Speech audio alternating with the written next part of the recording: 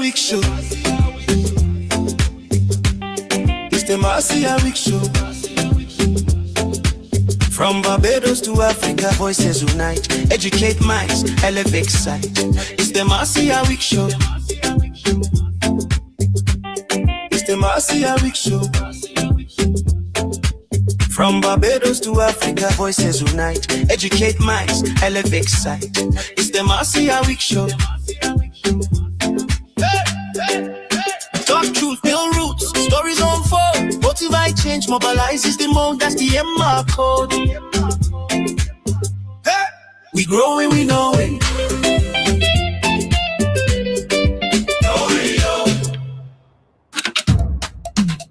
Bring your spoon.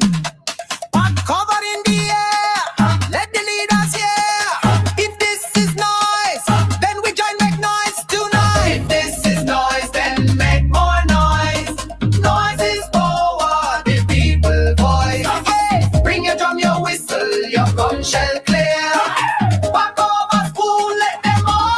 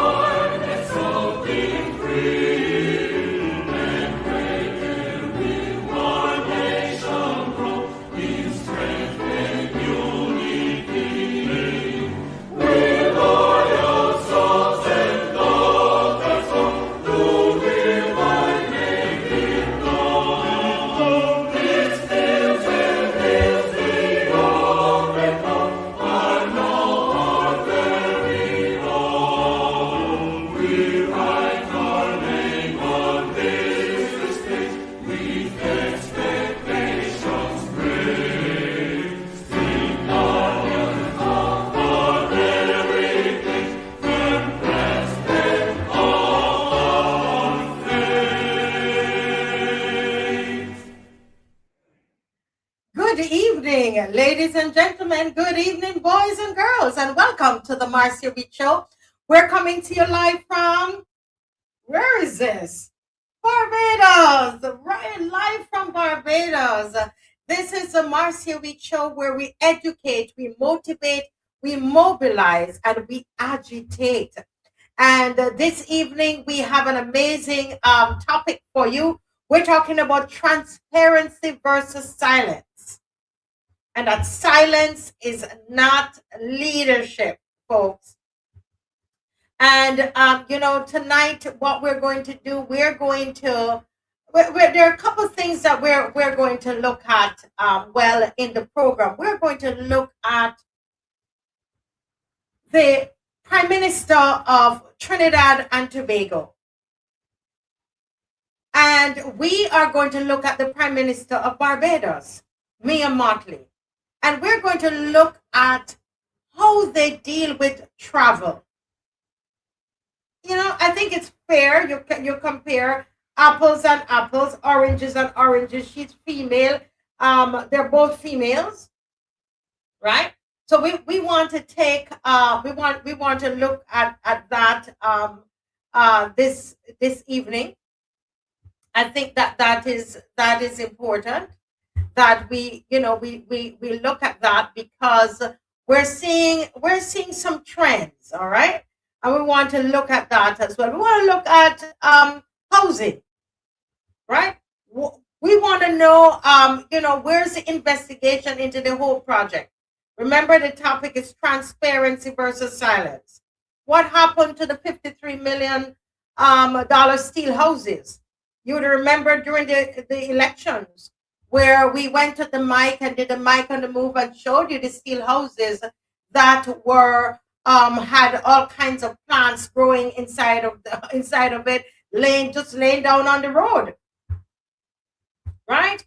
Why are we being asked for nearly 150 million more without clear public answers? When the Prime Minister travels, why does the country often find out after she has already landed where she's going? That's when we find out on her Facebook page or Instagram who is acting. What is the purpose of the trip? I would say 90% of the times we don't know, or even more than that. When is she returning? We don't know that. Barbados, as you know, has a one-party parliament. No opposition benches, although they don't use benches anymore. When questions are not being asked inside the chamber, the reality is, Barbados, they must be asked outside of it. And I realize from posting on Facebook, posting on social media, that when you demand transparency, somehow they believe that you're being disloyal. You ask for accountability and they think that it's hatred. But I want to say tonight that silence is not governance. If the government is silent, the people cannot be. If the government is silent, will not give us any transparency, the people cannot also be silent. So tonight we're going to confront that culture of silence. Yes? And I'm really hoping that we're going to have some of you who have never called in before. If you've never called in before, we're hoping that you would call in.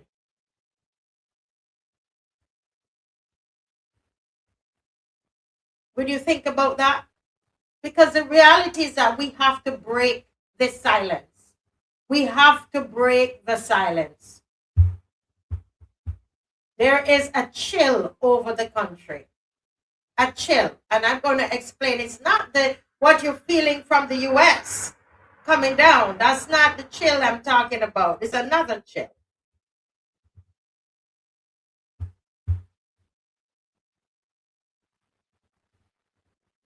Yes?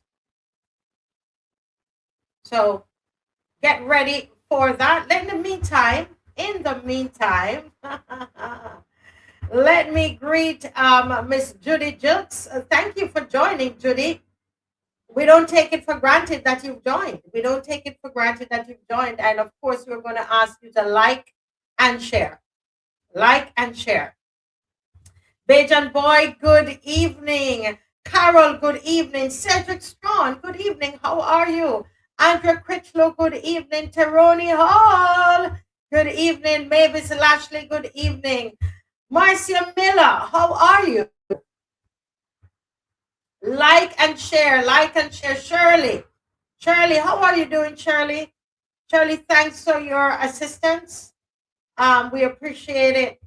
Joy and Faith, good evening. UB Shepherd, how are you, sir? Ronald Archer, I'm a big girl. I think I missed you from prayer this morning. I'm a big girl. Did I miss you? Lucinda, Angela Burke, good evening, Angela. Patricia and Sandra. Oh, wow. Jacqueline, how are you? Oh, wow. That's awesome. Queen G, Mildred Bed. Now, Mildred and everybody else, have you shared? Have you shared? Have you liked? Remember, you know what they do with us with the algorithm. And so that's why you have to share. All right. So you have to like. Hit the like button. You haven't subscribed yet. You see the big word. It said subscribe. Hit subscribe if you have not subscribed. Beverly Perscott. Michael Jilts, how are you? Yes. Rosemary Lane. I hope, Rosemary, you get some people calling you, concerning your classes. If Dave has that, we will play that again. We'll put that up again. Marva, Lori Bob. Lori, we are working on something for you. But it's the same team of people working, so we are working on another project. All right, so we're coming. Diana, Dale Warrell, Mavis Lashley. I think Mavis was on prayer this morning. Was Mavis on? Yes, Emma. Yes, it's Emma. We're going to educate, we motivate, we mobilize, we agitate.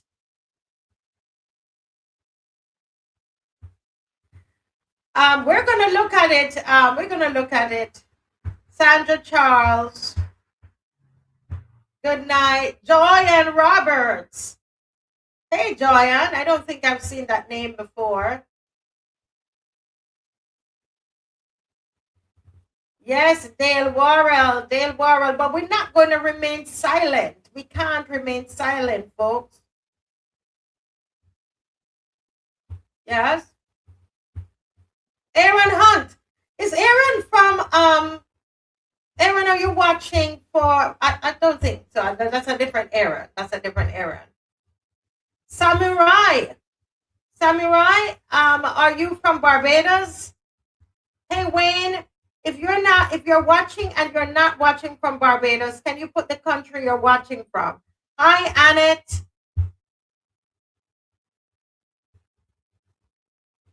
Oh, yes, I have. Okay. Family, thank you for joining. What we do it together. And I want to thank you so much, because if you don't join, we don't have a show. So we appreciate it. We appreciate those of you who are liking. There are 426 of you on at this moment. We should have 426 likes. Yeah. Hey, Evira. Jasper just came on calendar. Yes, Erskine Bain. Yes, you're right, Erskine. We're going to talk about that. And I would love for you all to call in tonight after 9 o'clock. Let your voice be heard. Let your voice be heard after 9 o'clock tonight. Feel free to call in and let your voice be heard. Very, very important. Don't sit down and wait for somebody to say what you want to say. because that's the problem that we have. That's the problem that we have, the silence, and they are depending on our silence.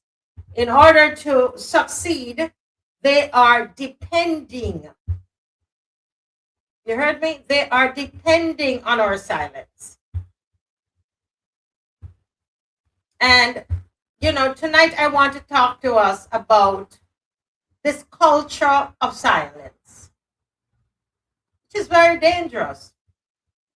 I would love for us to talk about it together before our guests join us later on in the program. Dr. Ferdinand, who did not get a chance to join us this week, has been very, very busy with home and his wife, etc. His wife is still recovering. And Miss McLean is supposed to join us tonight along with Apostle Scanterbury. All right, so till they come, we're gonna be working together tonight. All right, so let's make it happen tonight. So let's first talk about a culture of silence. What do you think that is? Let's talk tonight. Let's talk about it. A culture of silence. I want you to, as they would say, lean in. Right? We're not going to be shouting tonight. We want to be thinking.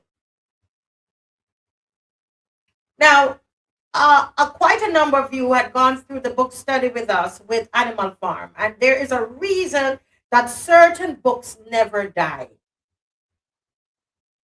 That book was written in 1945, y'all. And yet, every generation reads it and sees something familiar. Isn't that interesting? The book, we know, starts with hope. It starts with promises. It starts with leaders saying, we are different. We are for the people. We are building something better. Right? Remember that? We are for the people. Oh, look at those other people.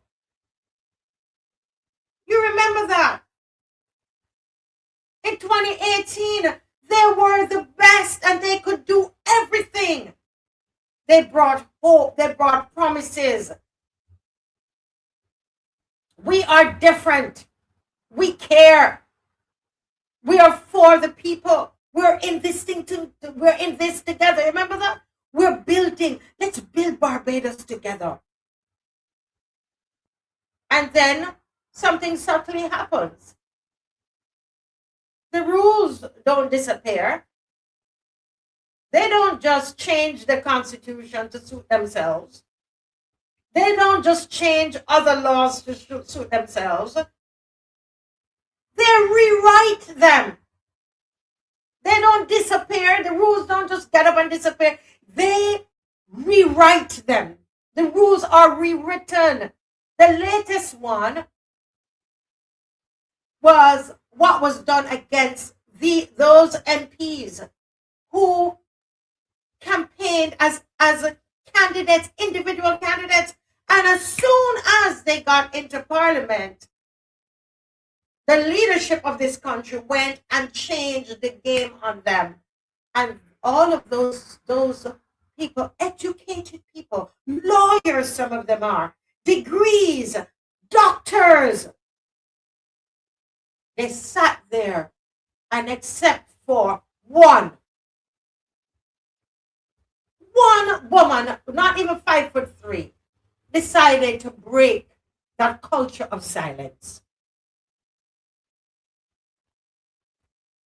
But they rewrite these rules quietly, and they do it gradually.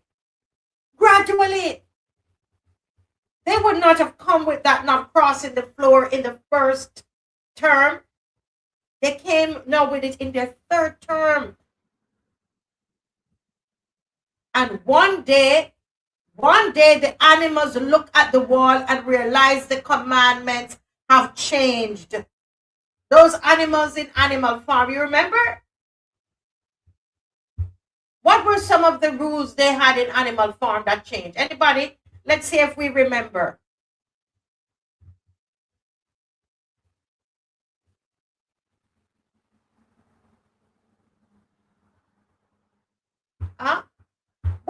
what are some of the rules that they had that they then rewrote quietly? They looked on the walls and those rules were changed.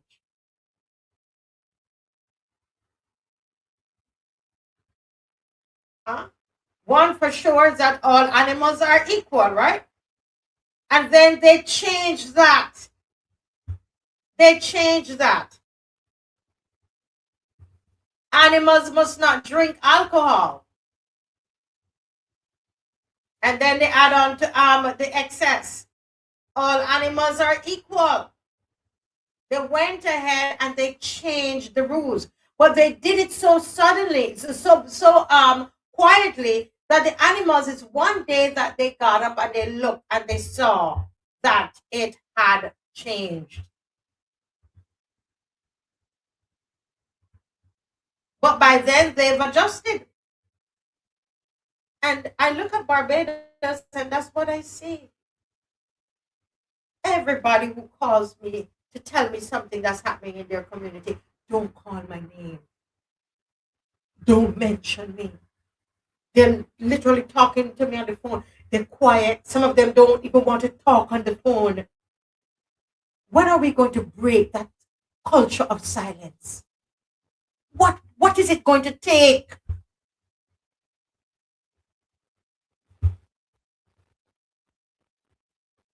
The truth is, just like what happened on that small farm in the book Animal Farm, that is how power shifts in small societies. Not with tanks, not like what you see happening in Iran, with tanks and all of that, not with sirens blazing, not with any dramatic collapse, but with something called normalization. Subtle,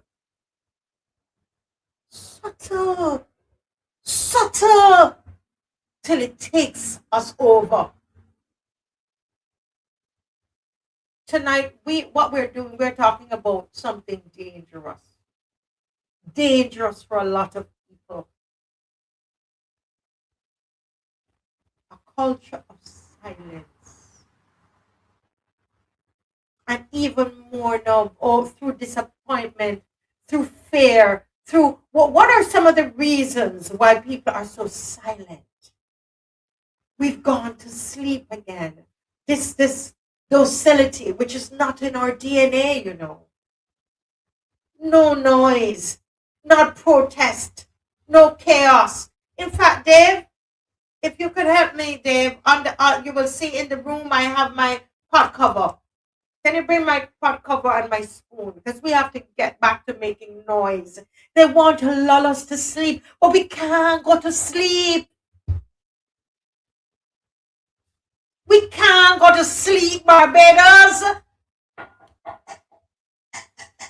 This is too important. We will not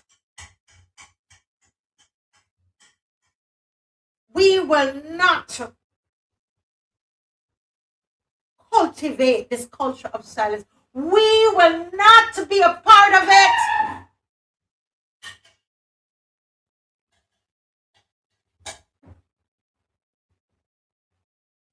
It's a culture of silence, not noise. Wake up, Barbados, not protest, not chaos. Silence. Silence. Silence in the parliament. Silence on social media. Silence. Or they plan and plot. We have to stop her. We have to stop her. Because she's making what?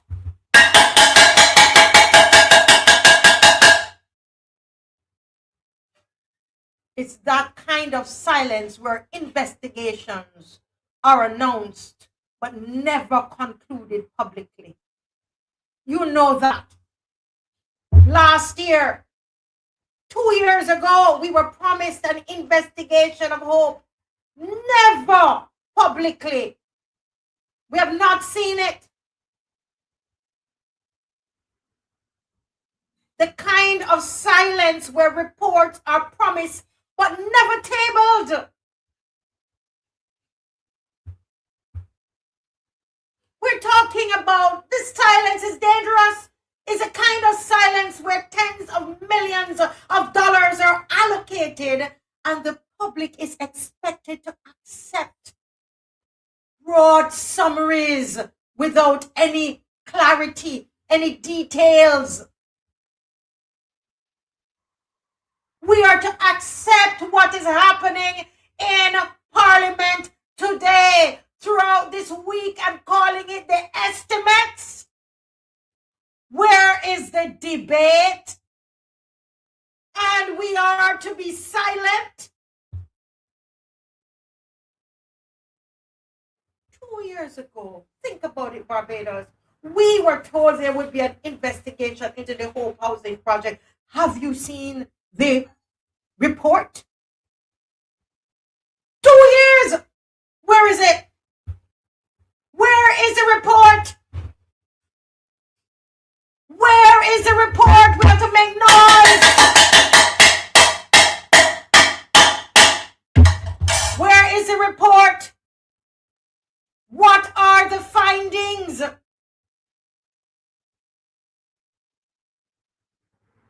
This is not hostility. When you start to ask everybody, they say you're being hostile. And I'm bringing my way on the people of Barbados, forgetting that I'm Barbadian. And I've lived in Barbados longer than I lived in Jamaica. It's a reasonable question. Where is it? Where is the report? What are the findings? Reasonable questions. We were told that there would be clarity around the steel housing issue, remember? The then Minister of Housing came and said everything is good. But we're seeing the steel houses on the ground. And we see Barbados, we saw it. You're going to stay silent about it? Where's the update? Silence.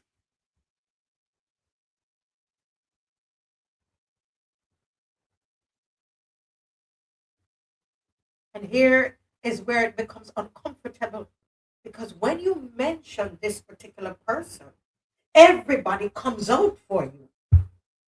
Everybody, the church and everybody comes out for you. If you ever dare try to bring some accountability to the Prime Minister of this country, you're disrespectful. You're hateful. I've been told that I have a personal vendetta against the Prime Minister. I've been told this week, why you don't keep quiet now?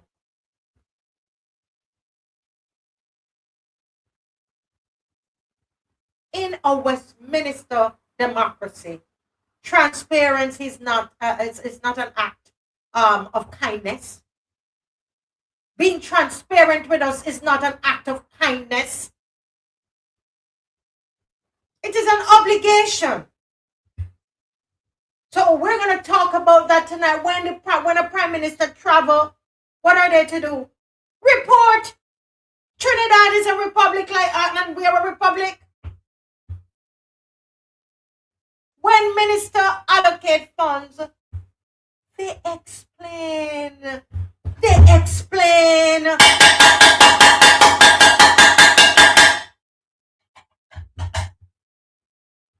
The 30 love or the 30 seats one in there will not put Barbados to sleep.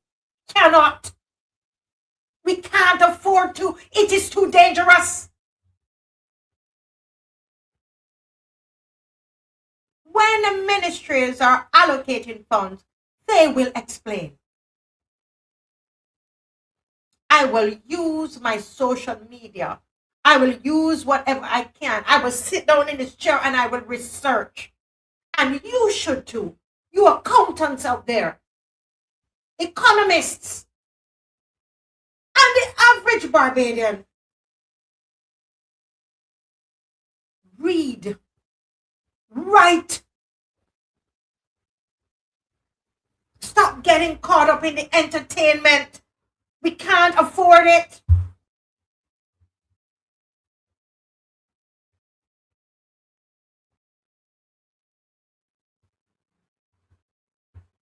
When investigations are announced, they conclude. It's not just glibly saying, oh, we're going to investigate it. Hello? What's the conclusion of the investigation? That is not rebellion. Don't accuse me of starting any rebellion. That is what is governance. But what we are seeing in Barbados feels different, doesn't it? It feels tighter. It feels quieter, quieter, quieter. It feels like a space where asking persistent questions is interpreted as what? You're fighting, you're harassing people. You're causing trouble. They don't see it as oversight.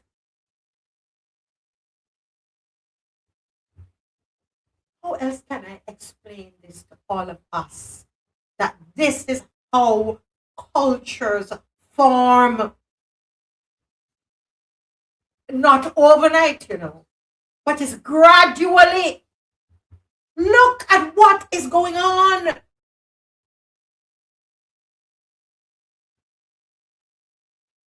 Today I heard from a businessman who seemed to have voted for the ruling government, the ruling party. But he said, no, this cannot go on the way that it's going on. It can't happen. It's unhealthy for Barbados. And if you cannot see that, I have to question your patriotism. The Prime Minister says we need to fall in love with Barbados again. Can we do that? And not with a party?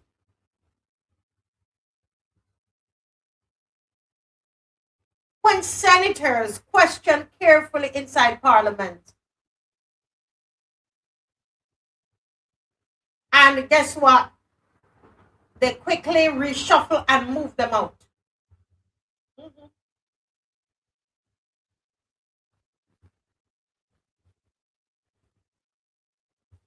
When journalists move on, they move on.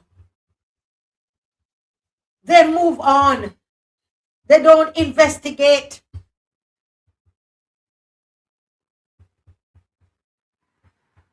Journalism in this country is dead.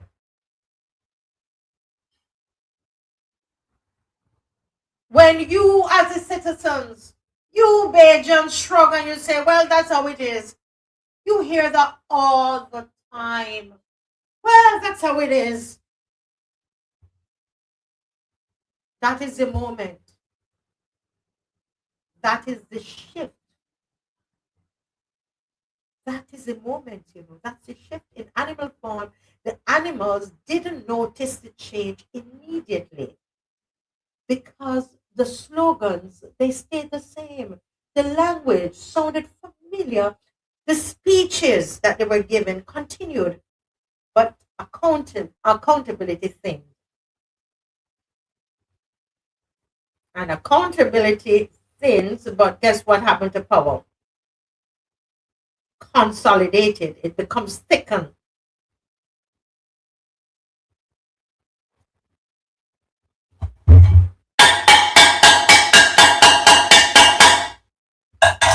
Barbados, you're too educated for that. Can you hear me? Can you hear me? Can you hear me? You're too educated for that. In the name of Grant Adams, in the name of Errol Barrow, in the name of all Tom Adams, in the name of all the prime ministers.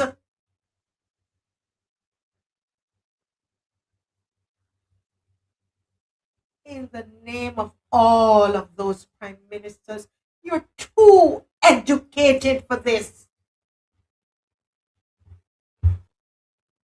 We're a nation, we're built on trade unions. What about Sir Frank Walcott? Is his last name Frank Walcott? We're a nation built on agitation. All of our labor laws were built on agitation. 1937 riots, people died, y'all.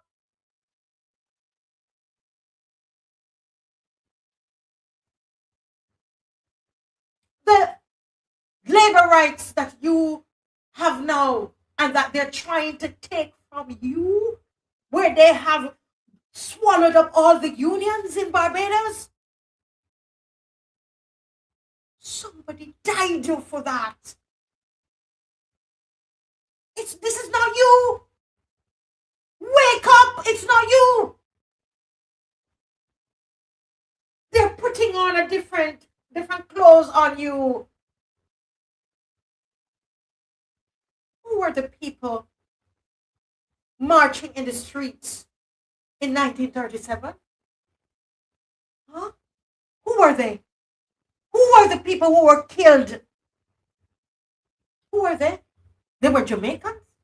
They were Vincentians? They came from Guyana? Who were they?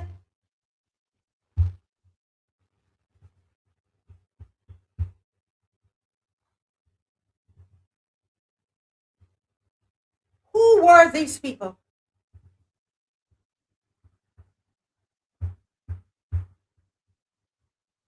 They were Bajans, just like you and I, from the trade unions. Who was Frank Walcott?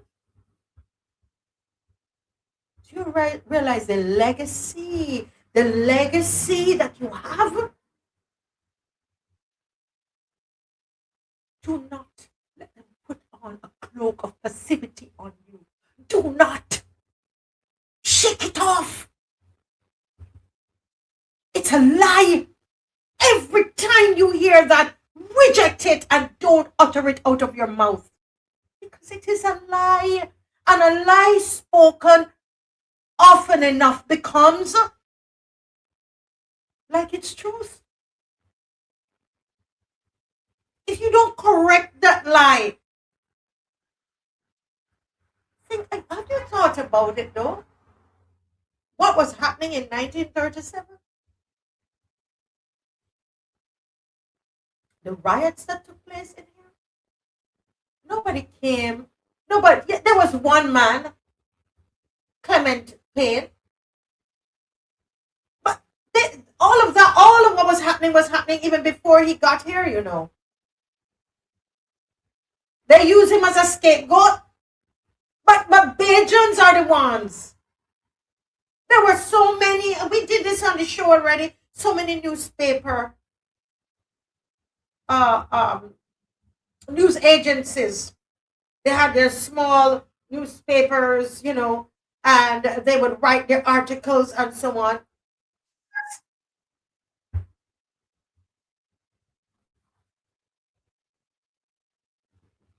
We are built on fearless voices, on men and women who did not accept just so. So when public money moves, we open our mouth and we ask. And we don't stop asking. Where is the $60 million? Where is the $53 million? How dare you come to Parliament talking about another $150 million? How dare you? How dare you?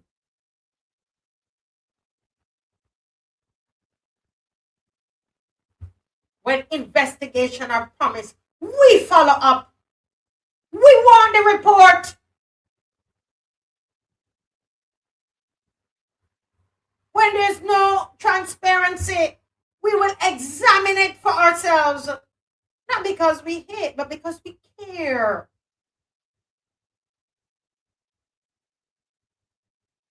look at our situation, Barbados. You think that the silence, our silence is going to do anything good for what we're dealing with right now? Do you think our silence, honestly, is going to help what we're dealing with right now in Barbados with a one-party parliament? And they can't cross. So if they're in there for 5 years, you have no opposition in parliament. You realize that? Have you sat down and thought about that? Silence will not strengthen our democracy. It's going to weaken it. It's going to destroy it slowly. And they think that silence is going to protect leadership. But what it does, it isolates it and makes us not trust them. They're saying, stop the noise, stop the noise. When you make the noise, you're destabilizing the country. You ever heard that? I've heard them accuse us of that online. You're destabilizing the country.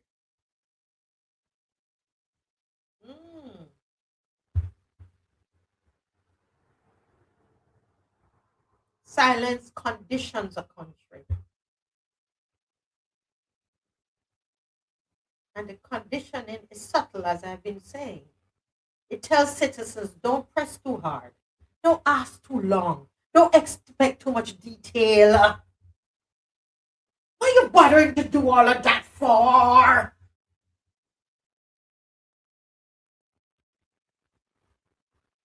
We're supposed to live in a democracy, you know. And that democracy requires pressure. That democracy, if we're in a democracy, tell them online, tell them on Instagram, tell them on Facebook. Democracy means discomfort.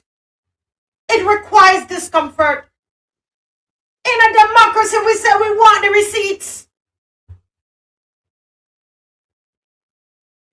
So tonight, before we get into the numbers, Ms. McLean is coming on soon. Before we get into the housing allocations, before we examine the travel patterns, before we break down what sits inside those big figures, I wanted to address the atmosphere. Can't work, you know.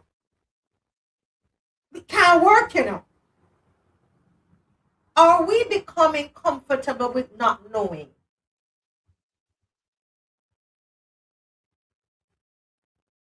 Are we adjusting to these delayed answers? Oh my goodness, the more I think about it. Are we normalizing transparency or selective transparency?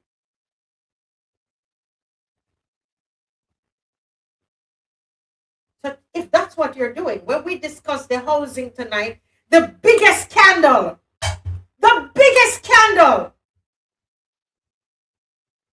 that we've seen in years in this country, and they want us to forget about it. When tonight we're not just discussing housing, we're discussing culture. And cultures, once they're established, are very hard to reverse.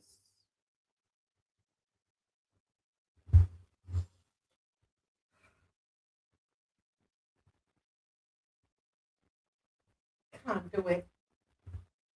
I want to stop and just thank God for the Anglican priest. Thank you, sir. Reverend John Rogers, thank you. Thank you.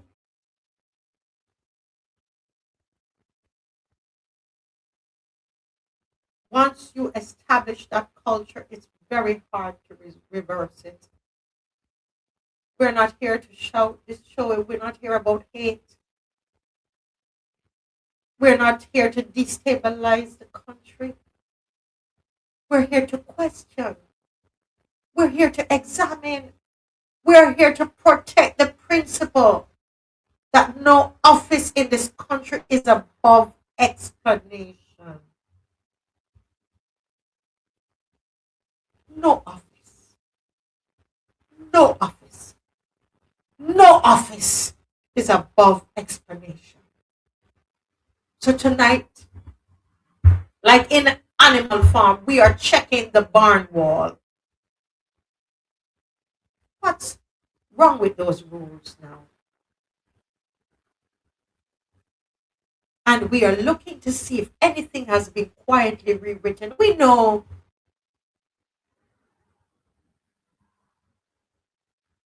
And so that's what we're doing tonight, folks. We have one of the biggest housing scandal in the history of Barbados. And we are to stay silent. I say not. I say not. I say not.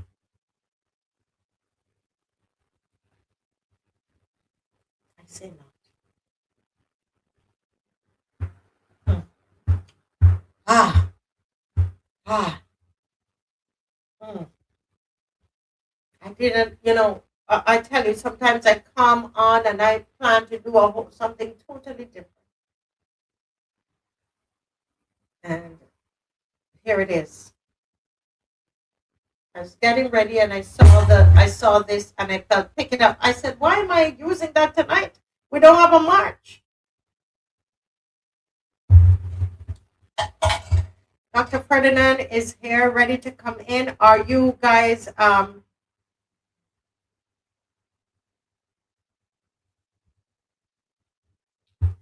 you guys sharing? Are you sharing? Please like and share. Let me just welcome Dr. Ferdinand. Good night, Dr. Ferdinand. It's a joy to see you tonight. Good evening, Marcia, and it's a joy for me to be on tonight. You're low? Is he low, Dave, or is just me? All right, is that better? Yes. Is that better? Okay, I just had my volume turned down a little bit because I had some background noise, Yes. so I turned it down a bit. Let me just say how happy I am to be able to be on with you. And I thank you so much for your explanation to the loyal opposition for some of my absence over the past several nights. It has been a busy time in terms of addressing some of the challenges that my wife has had as a result of relating to her health.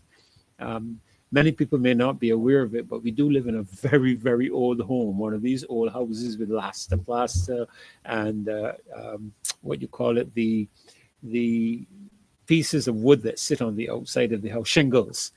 We still have that type of a home, and as a result of that, it is a bit detrimental to our health. So we are spending a lot of time right through morning until night, up to just a little while ago, just trying to create a good environment that would assist her in addressing some of the challenges that she is having. She's having some liver challenges, kidney challenges. We didn't even know she had a couple of very minor strokes, which turned up when the examinations were done in Colombia. So we have to tread very carefully with her to make sure that nothing triggers issues for her that could be very detrimental. So appreciate that explanation you gave to them so very much. And I want to say to the loyal opposition as well, thank you for your prayers and your continued support. We really, really appreciate it. And we thank you so very much on behalf of my wife. If she could come on, she certainly would. And thank you personally. But I'm the person who has to face up front. And so I'm here to tell you thanks very much. Marcy, I've been listening to the program really from the very beginning because to get a sense and a pulse of where you're being led tonight. Because I think that's a very important thing for people to understand, that very often you plan things, but because of our faith, we believe in being led in certain areas. And I want to say, that I've been observing comments and different things on the chat. And, it does not surprise me when the Prime Minister of Trinidad and Tobago has to speak so emphatically concerning the whole operation of CARICOM, when I see comments from persons suggesting to you that you return to Jamaica and tell the people there how to run a government. If we are going to be regional people, it means that every single country in this Caribbean concerns all of us. And I believe if we're going to be representatives or if we're going to be integrating, then we have to respect the opinions of others from other countries, other islands. I'm speaking specifically concerning CARICOM. We have to respect the observations and assessments of others, not only regarding Barbados, but regarding other territories and other islands, if we are going to be true to our CARICOM commitment. When a person tells me that Barbados has spoken 30 love, Barbados has not spoken. Only 40 something percent, I believe it was about 41%, I stand to be corrected, probably even less than that, of 280 some thousand people, 160 something thousand people did not speak. So you actually do not have a majority mandate from the people. You might have 30 seats, but you do not have the majority of the electoral vote. The majority electoral vote did not vote. Now, there could be reasons for that. I wouldn't want to explore that tonight because I have seen and I have heard the direction that you want to go. But I believe it is very disingenuous a person to suggest to you or to any other CARICOM individual that you mind your own business. CARICOM is our business.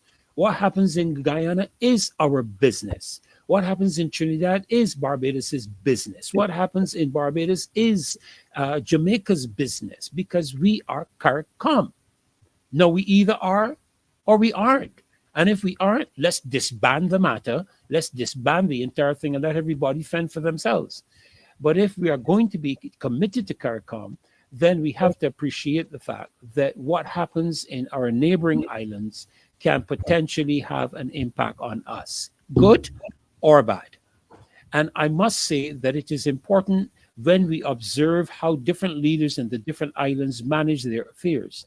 I believe it is important for us to be able to hold up a comparison and determine whether we are receiving for the payment of salary what ought to be given to us as a people. I think, Marcia, government forgets that it is employed by the people of this country. Their salaries are paid from the taxpayers' money. And as far as I know, when that occurs, it means that you are a servant of the people. As it relates to the matter of being able to speak, Marcia, I believe that I really have not watched the parliamentary debates because I think they're just a sham. That is just my personal opinion, because for you to operate in a realm where no one can criticize you for fear of being marginalized, and then you can do nothing about it, because if you do, you're either going to be ostracized or you're going to be dismissed from the party. And if you're dismissed from the party, according to the legislation that has been passed, which I am still waiting for the lawyers in our country to determine whether it is constitutional or not. It may be a law passed in Parliament, but it's certainly, as far as I recall, no party is represented in the Parliament, House, or Senate. There are 30 individuals who sit there. Yes, some have got in by virtue of their association with the party, but in Parliament is where you end up. I don't care what party you got in there in. In Parliament, you are an individual representative of the people who voted for you to go there. Some can argue that if you change your position, you go back to them and you have to ask them again for their consent. But the mere fact to me that 169,000 people did not vote suggests to me that the people of Barbados are not happy with what has transpired. And I believe that all of this has been put in place prior to the estimates, prior to the budget, prior to the ministers sitting in the Parliament, has been put in place to intimidate persons into silence and to intimidate them into not asking pertinent and specific questions that will lead to accountability and transparency. And I think this is where we have always, Marcia, demanded from the government accountability and transparency. The people employ you, you are obligated. This is not an option. You are not a dictator. And I'm saying this on the basis of what the people have done, Marcia. You are not a dictator. You are not President Xi of China. You're not President Putin of Russia. You're elected by the democratic vote of people in this country, and you are obligated to every single individual, whether they voted for you or not, to give an account of your stewardship, your travel, your activity, your management. That is required by the people who employ you. The people who employ you are called the citizens of Barbados, and the people who are employed is called the government. And I really believe, Marcia, one of the things that I'm going to throw out into the air is that I believe the time is quickly coming where when a person is elected to parliament, they should resign from any party, just like it is required. How can you have an independent Speaker of the House who is a member of the ruling party? What foolishness am I hearing? How can you be independent and be a member of a party? That just doesn't make sense to me. And I believe the time has come where when people are elected to parliament, they should be required to resign any connection with any political party because they're there to represent the people. Amen. Amen. Thank you, Dr. Ferdinand, because we hadn't heard you for a little bit, so it's good to hear your thoughts on that. Well, we're going to be going right into the housing estimates tonight, and I think it's important. I think I did send Dave 2 documents there, Dave, that we can put up on the screen. But while he's doing that, we would remember, Dave, if you put up the first one, this is the one with the picture of the Minister of Housing. Let me know if you have that one. Yes.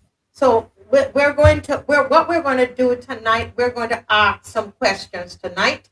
And so we're going to deal with housing a little bit, and then we are going to switch gears into looking at the policy in Trinidad.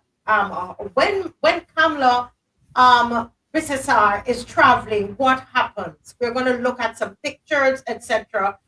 Tonight, and we're going to compare them to what happens in Barbados. Yes, we're going to do that, because it's important for us to remember what the standards are.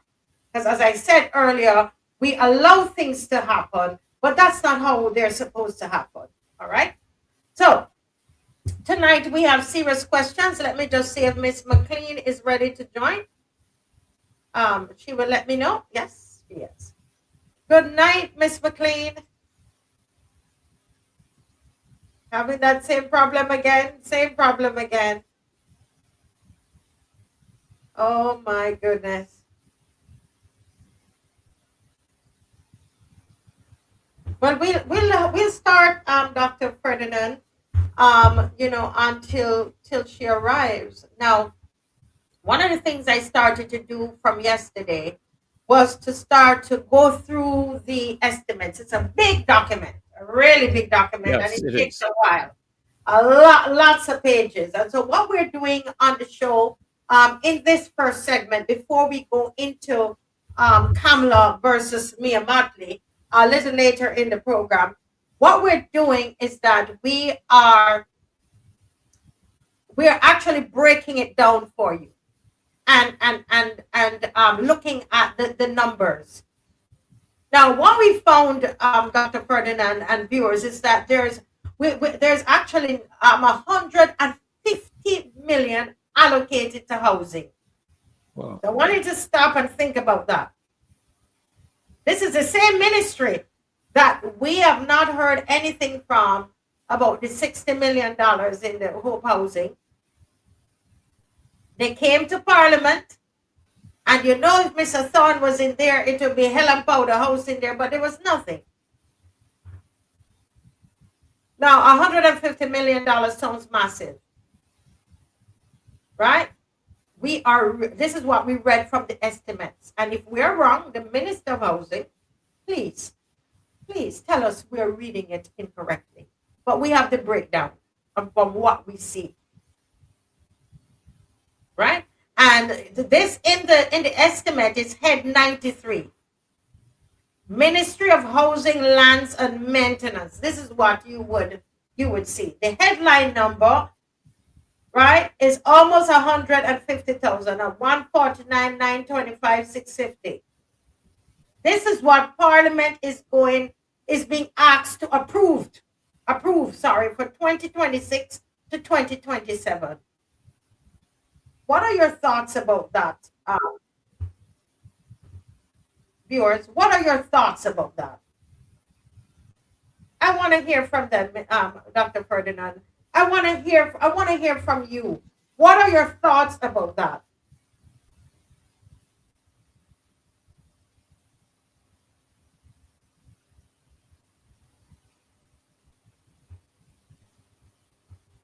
Hi, Miss McLean.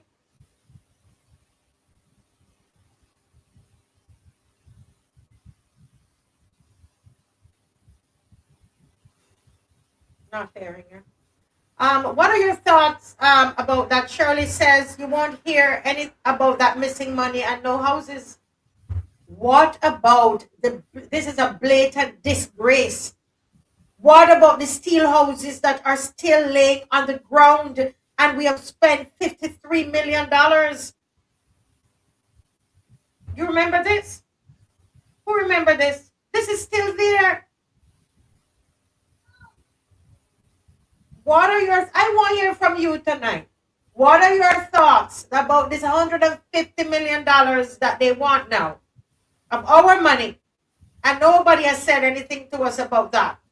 If Dave can put those back up when he's ready, if you can, or the Hope Houses, let us hear. Somebody says it's outrageous. Guys, stick to what,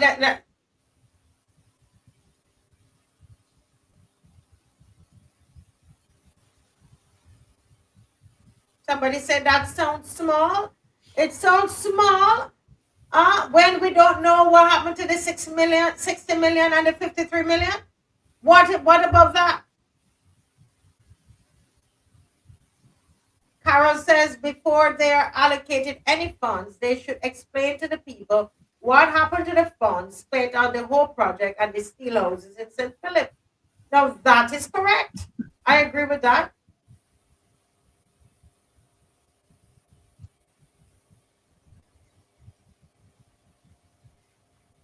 Jasper said that government said it's moving away from the actual construction and dealing predominantly with the design.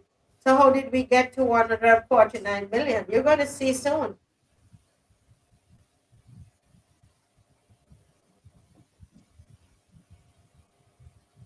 Ben, you're telling me that governments have reduced the cost of living that people can build their own homes?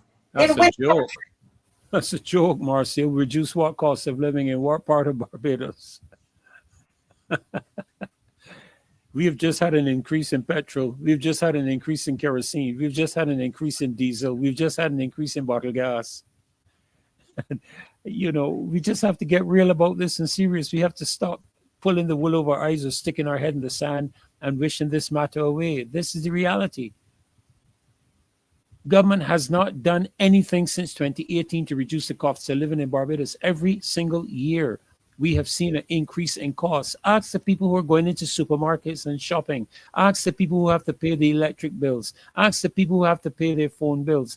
These are the realities. Ask the people who have to drive around as sales executives during the day, how much they spend in gas. Ask the companies who have to put diesel in their vehicles, who will not absorb the cost of any increases in fuel, but who will pass it on to the consumers. We have to get serious about this. And I find that we are too partisan. We have to learn to be honest, and we have to learn to be truthful, and we have to take off our party blinkers.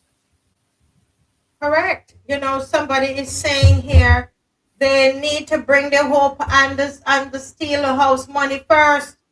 We want to know about that first. That's required.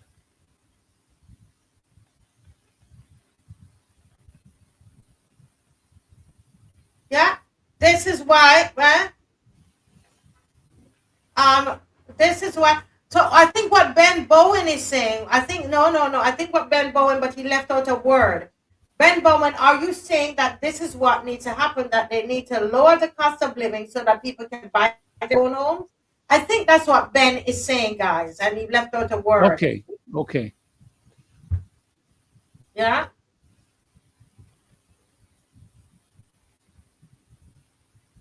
Then No, go ahead. I would agree with them. Yeah. Adrian Allen is saying, would the 53 million and the 16 million be absorbed into the 150? No. Brand new. We're going to show you. This is a whole new 150 million. And you're saying, Adrian, no, any more money should be passed until we as a people get some satisfaction concerning the 60 million and the 53 million. We understand you now, Ben Bowen. We understand what you're saying. Yes, absolutely. Yes.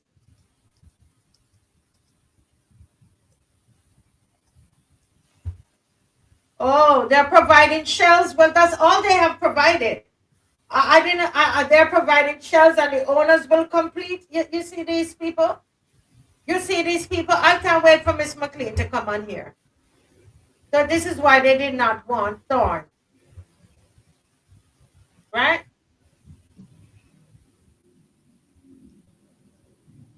Uh-huh. Yeah. But I wanted you to stop and think. I want Barbados, because you can't, this can't work. If they can, let me say Miss McLean, we can hear Miss McLean. Good night, Miss McLean. Good night, Mrs. Weeks. Yes. Can you hear me? Yes, we can hear you. Oh, it's so nice. Pastor Ferdinand, it's so good nice to to hear your voice.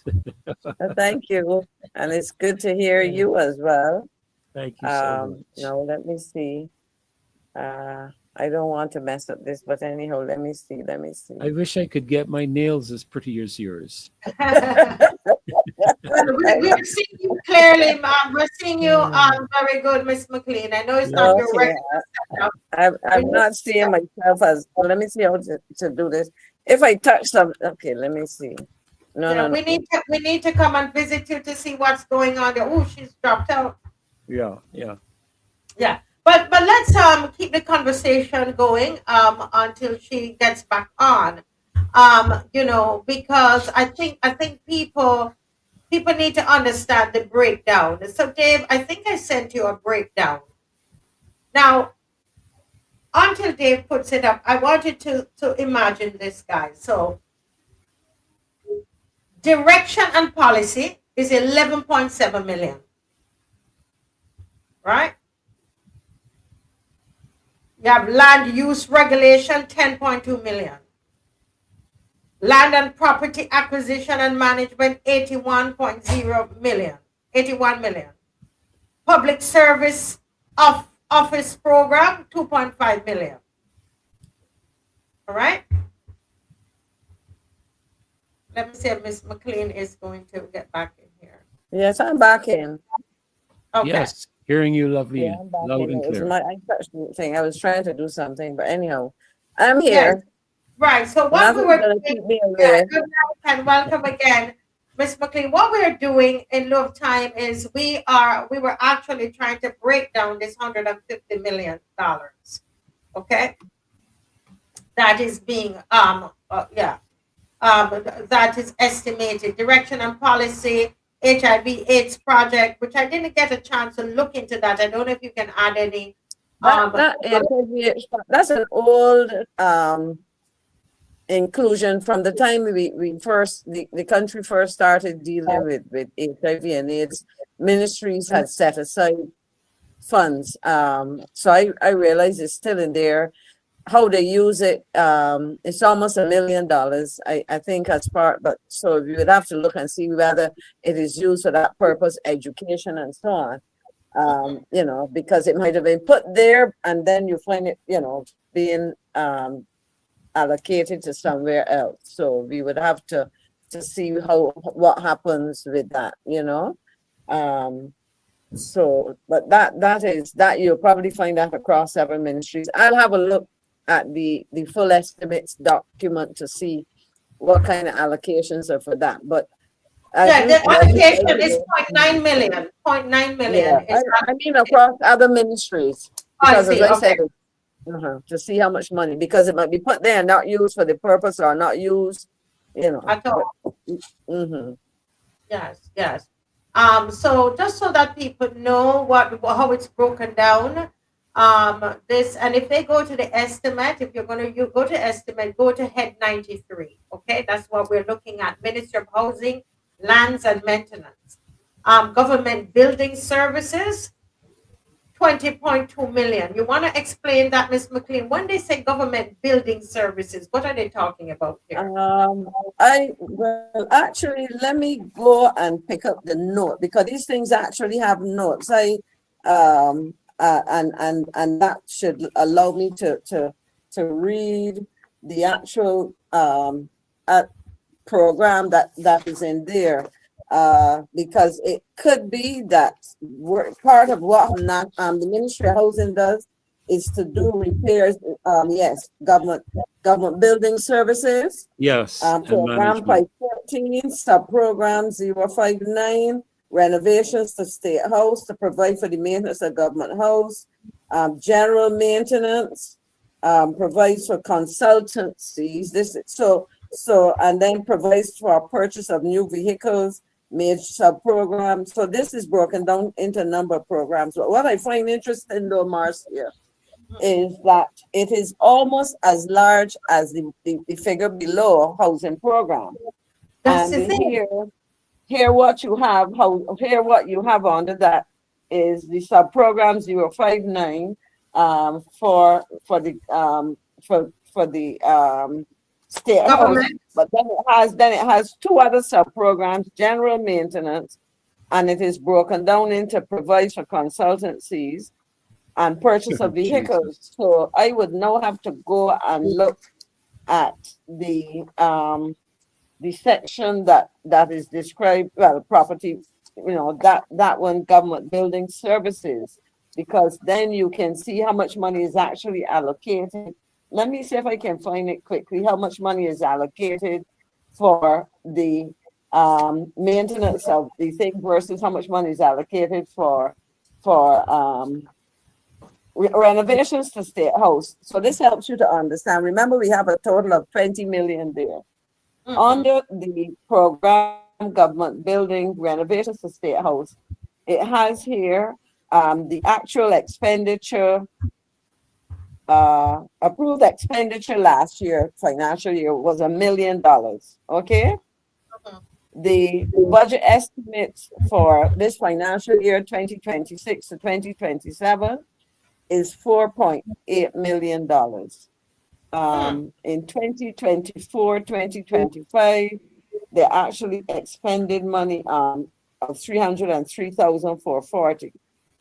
So what one can imagine is that out of that 20 million, they've allocated just about 5 million to address state house, and so they probably are suggesting that we're doing some major renovation. In fact, it says here it provides for major renovations to government house. So that's 5 million. Five out of the 20, Yes. million.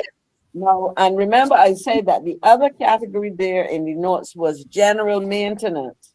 And in that general maintenance, which is on the other page, which is sub-program government building services, sub-program 0517, they have a budget of approximately 6 million.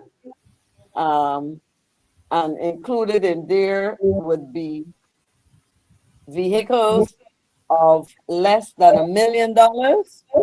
So what I'm really getting at, Marcy, it looks like they're going to have a lot of consultancies to do what exactly, And what, because of the vehicles?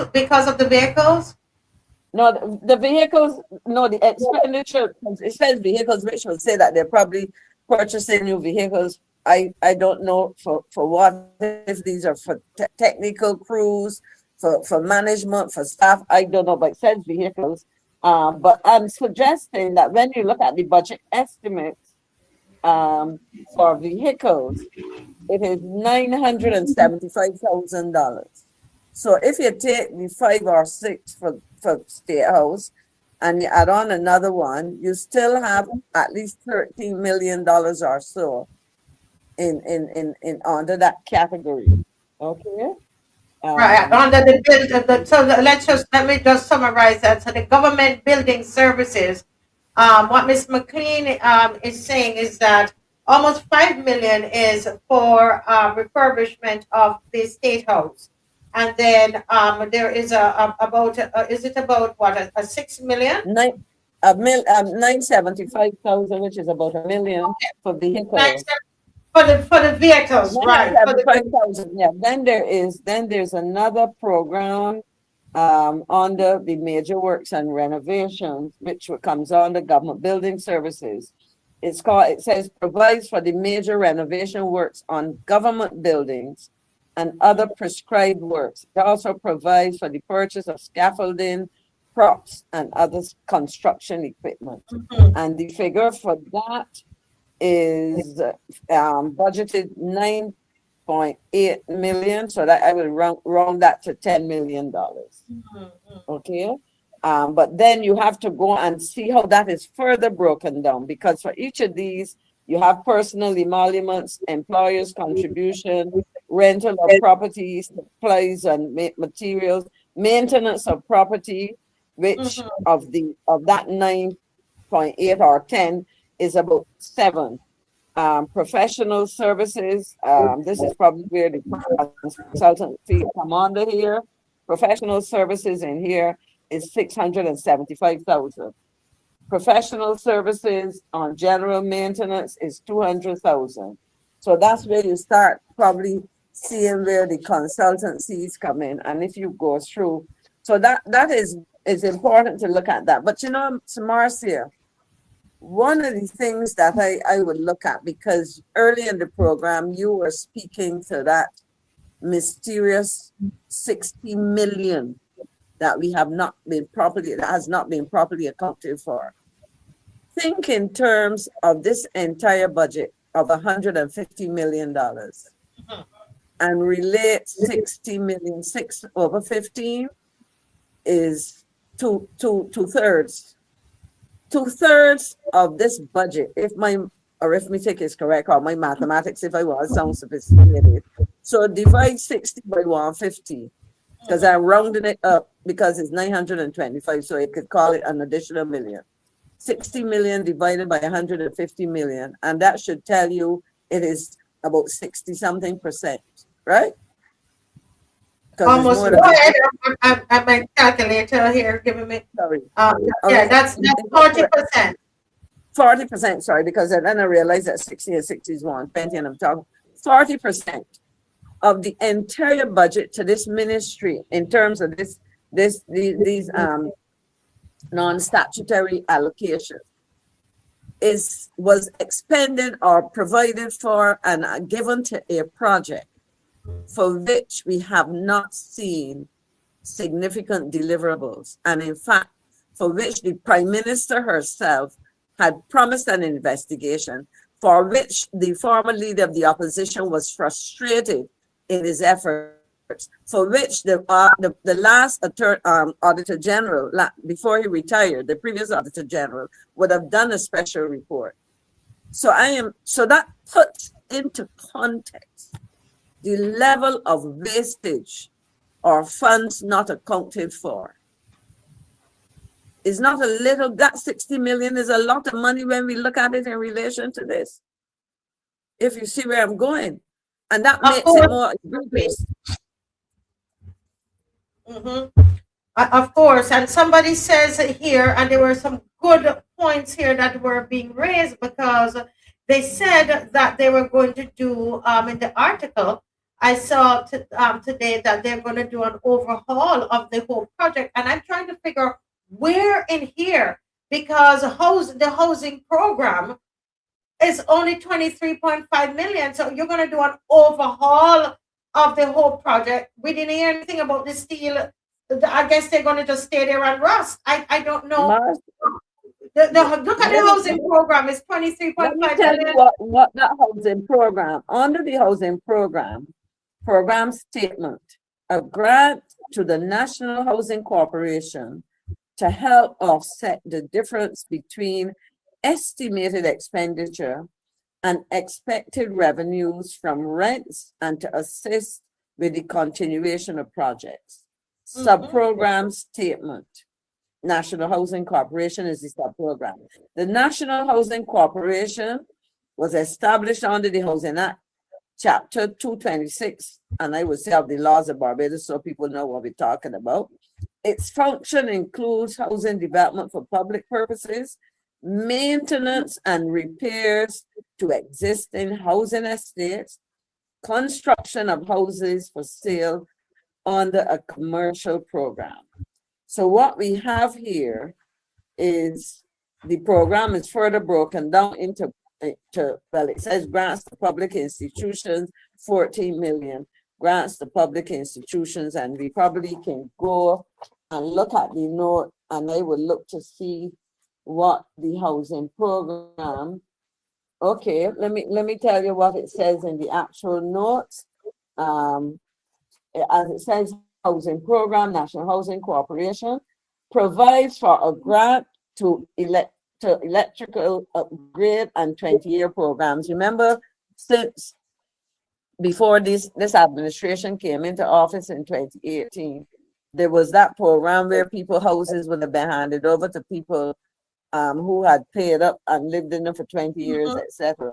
And they were expecting title deeds, etc. The second, so part of that 20-something million is for that. And then it says provides the 416, which is the 10,198,994. So you can say $10,200,000 is to provide for a grant to, this is a grant to NHC, to cover the cost of sewage and wells refurbishment program, because you know, you've heard in a number of the housing estates, people having difficulty with sewage and so on.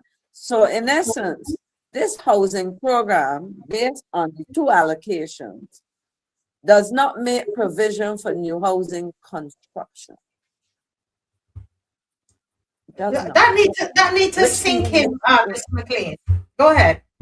Well, let me ask me and let me go back over what you understood. No, because go ahead, finish, please.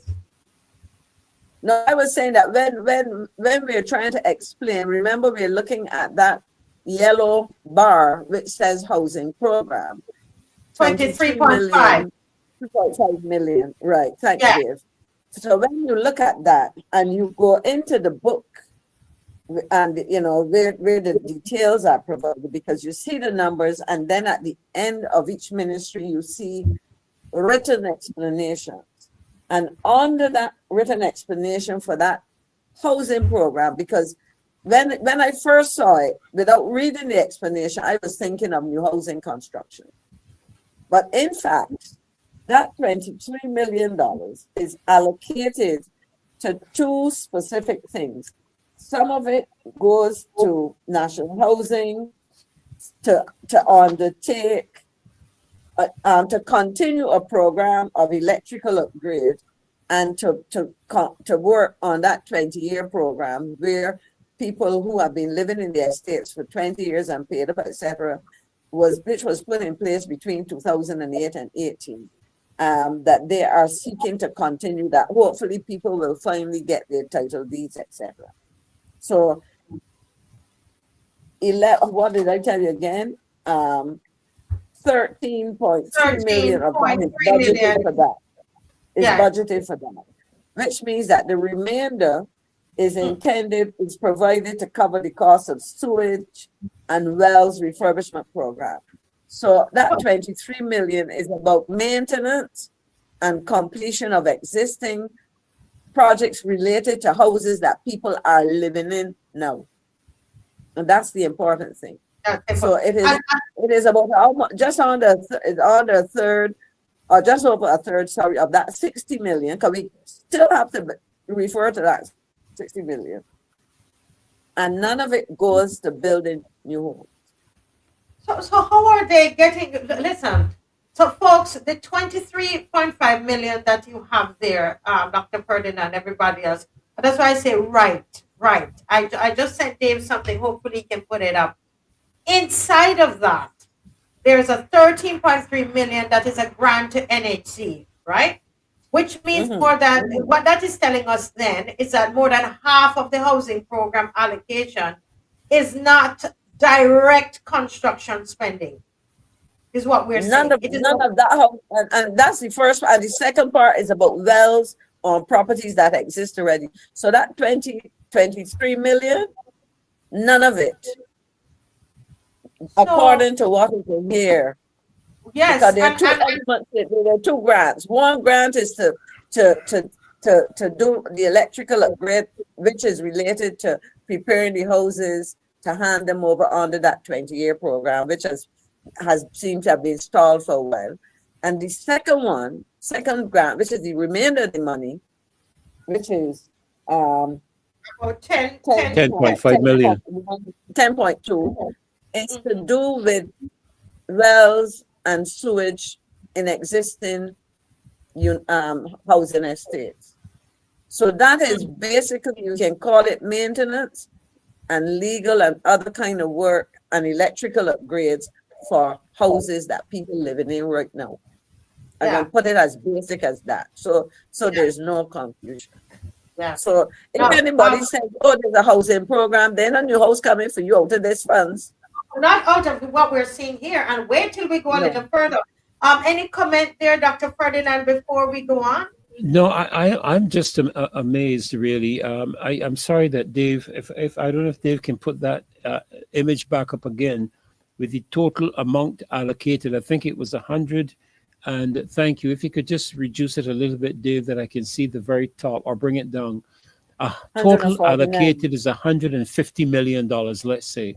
And out of that $150 million, as I'm looking down through the breakdown of that $150 million, I see nothing specified to the construction of new homes for the period 2026-2027. I don't see that there. I was of the opinion before Maxine gave the explanation, as is contained within the document that is a part of the laid before the House, that 23.5 million might have been to do with the construction of housing, which I would have been puzzled at, given that Hope was $60 million.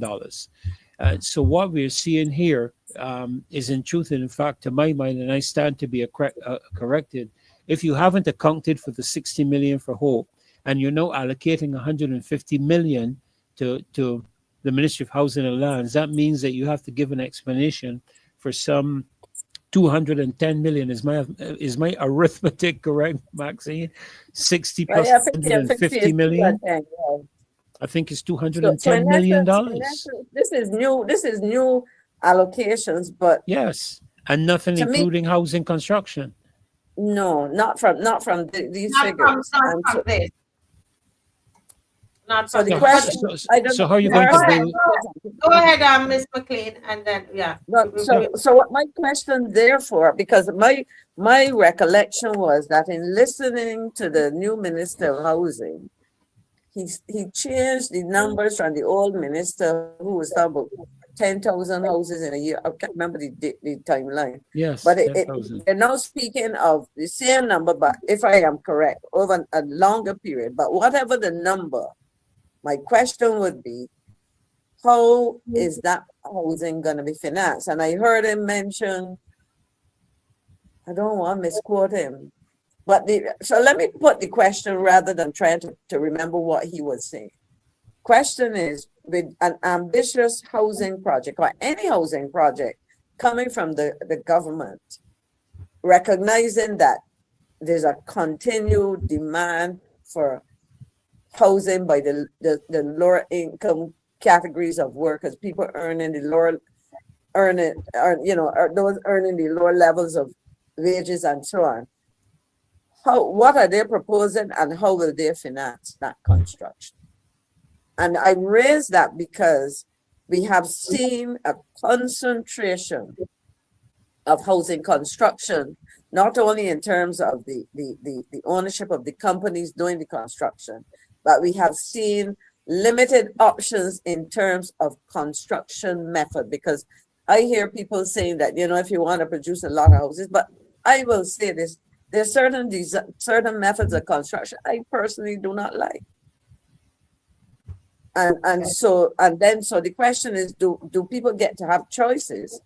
Does it generate work? Because beyond the dollars now that are allocated, we have to look at the impact of any allocated government funds on the construction industry and who makes up that industry. We have heard over the last several years, many smaller contractors, etc., complaining that they have essentially been shut out. They may get some subcontracted work, etc., but you do not see some of the traditional ways of constructing houses. And so, so this also raises a question: what is the multiplier effect of a housing project? Is the question, or a set of housing initiatives. And that will be a function of who gets to do the work. Yes. Well, Ms. McLean, let's look a little bit, as you mentioned that, let's kind of segue into the largest part of the budget, which is the $81 million. So let me move that. And that is, that's land and property acquisition, land and property acquisition and management. Now, what is interesting to note here, guys, is a makeup of that that figure. So we see that that's a huge figure, right? So we're looking what sits inside this makeup. So land and property acquisition, 81 million. Right, that is more that, and we already know that is more than about 3 times the housing program allocation that we saw of 23 million, which is really not going into constructing houses, right? So let's look and see. It probably is in this. Could it be? But 70.5 million of this is listed as a property management. Ms. McLean, 70.5 million. Of this $81 million we're talking here about property management, viewers. What we talking? Yeah, all right, huh? 81 million? The 81 million, right? That they have there. It's what I saw here is that it is inside of that. 70.5 million of that is property management, managing the state lands. Huh? You go ahead. I have it. I was looking. I have it. Yeah, managing. They're talking here, Dr. Ferdinand, managing the state lands, overseeing government housing stock that they already have, estate management, maintenance again, rent administration, oversight of land holdings, etc. Again, we're not seeing anything here about new construction. If $70.5 million of that is property management, where is the construction? Or what's going to happen? What is the plan for the shells that are there? What are the plans for the steel that is on the ground that we already paid all of that money? Is it that they're just going to forget about that? No, Marcia, I am looking here. I mean, is even a little more. I am looking here at the the program 522, land and property acquisition and management program, and it's described to provide for the payment of compensation and related costs of property acquired by government in the public interest. But then when you go and you look at that, there's something which says there's a huge amount of money here, 50 million. So this is sub-program 0539 property management. And it has provisions for other personal emoluments, employees' contributions, travel, utilities. But then it has item 208, rental of property. And the rent properties is 51 million. 507097. Now, my question is rental of property for what purpose? Are they talking about paying for government offices and so on out here, which has nothing to do with housing construction for people? You understand where I'm coming from? Yes. So yes. this makes it Yes. even more critical that we analyze this number to see exactly what it means. Because when I saw this land and property acquisition, I was thinking, you know, the government has had through National Housing a land bank, remember? So I thought that that was bringing money into that. But as I said, of the 81 that is there, 70 something comes under this property management because a piece is taken out for legal things. 70.5 million is property management.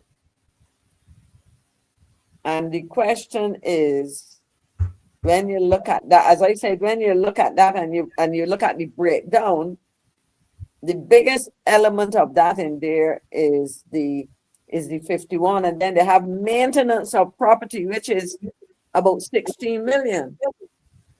So again, you're talking about rent, so you're renting something. This is not rents to houses to put people in, because it got you confused. Miss McLean, I think there is something they're doing here. I believe they're hiding something in these figures. This is not making any sense. And because they don't expect anybody to go through these figures. Something here is not adding up based on what the minister said is going to, there's an overhaul of the whole project. How? Where is the money here for it? I can't see it. No, I understand. I agree with you. And when you tell me overhaul, because if the money disappear, I can't be accounted for. You gotta find new money.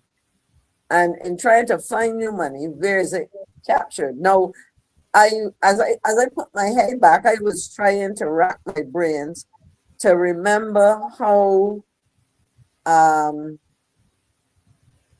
government buildings are paid for, because I would have to go back in, let's say, for example, remember when we were looking at foreign affairs, we were talking about rental of property, and offices overseas would have been accommodated. The budget for them was captured in the foreign affairs budget.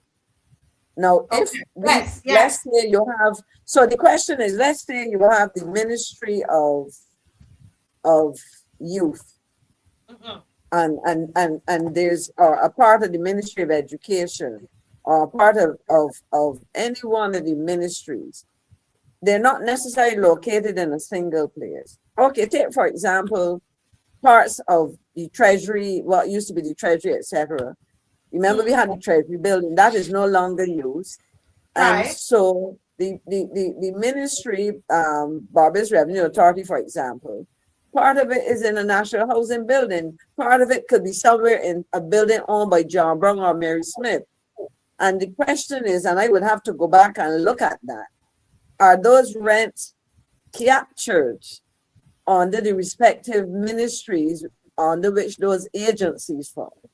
Or are they, so you're onto something where the money is. Something is what Jasper said here. Jasper said here. Let me see if I can find something as we speak. Okay, you go ahead. Yeah, Jasper says you can feel the fact in those figures. As somebody who, as you know, training accounting, something is not right here, guys. And I'm not. This is not alarmed.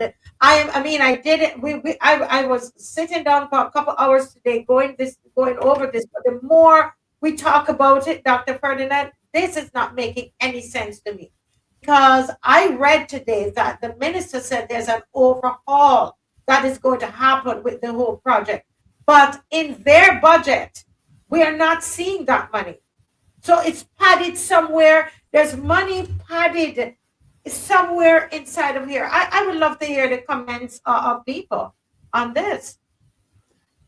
But it's amazing, you know, Marcia. I too. I've been looking through the estimates as you and Maxine have been speaking, And I am not, particularly under the heading of housing, I am not seeing, in terms of land and property acquisition, I am not seeing any allocation relative to anything to do with housing construction. The next question I have, uh, government has a lot of, we used to call them, Maxine, I think, Crown lands. I think Yes. that's how they were referred to at one stage. And I'm asking, it's just a question I'm asking, maybe I'm asking a question that many Barbadians would be asking. Why would the government be acquiring or purchasing land if they have such a significant, and there is a significant acreage of land in Barbados that is Crown owned? Well, we used to call it Crown owned, Maxine. I don't know what the terminology is now No, since we've well, they say it's government owned, and they government talk owned. about government having a land bank where they have Right. deposits of land to be used for those public purposes. I mean, I am just here reading reading the strategic goals of the ministry, Mhm. and it says to facilitate the first item is to facilitate access to Yes. adequate, resilient, Resilient, sustainable, and sustainable, and affordable housing. affordable housing. Well, let me hear her, because the viewers, we're onto something here. This is very, guys, listen carefully.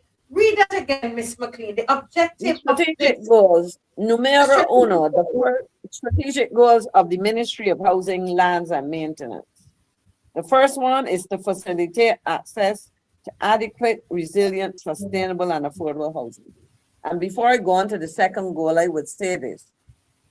Barbadians have come to expect that the agency charged with facilitating such affordable housing was and has been for many years the National Housing Corporation. So when we start to look at monies that are provided, transfers made to national housing, we would expect to see funds for the building of new houses, for the Correct. acquisition of land. We know that they have a land bank. So when we start to look at the numbers, Marcia, we see money there for repairs, etc., which makes sense. Money's there to fix wells, to transfer, because one of the one, two, three, four, the fourth strategic goal says to enable qualified tenants to obtain title through one, the Tenantries Freehold Purchase Act, and two, the divestment of National Housing Corporation terrace units. Remember, there was a time before 2008 when the government had started to sell those units Mhm. to the people. People had paid Yes, deposits, etc., and yes, had to that's get true. them back. And then they were made available to them because the argument that was put forward was that when you put a value on a unit and you look at the rents that the the occupants of the house had paid, they essentially had paid the value of the house. So the decision was taken to hand it over to them so that they would have an asset, etc.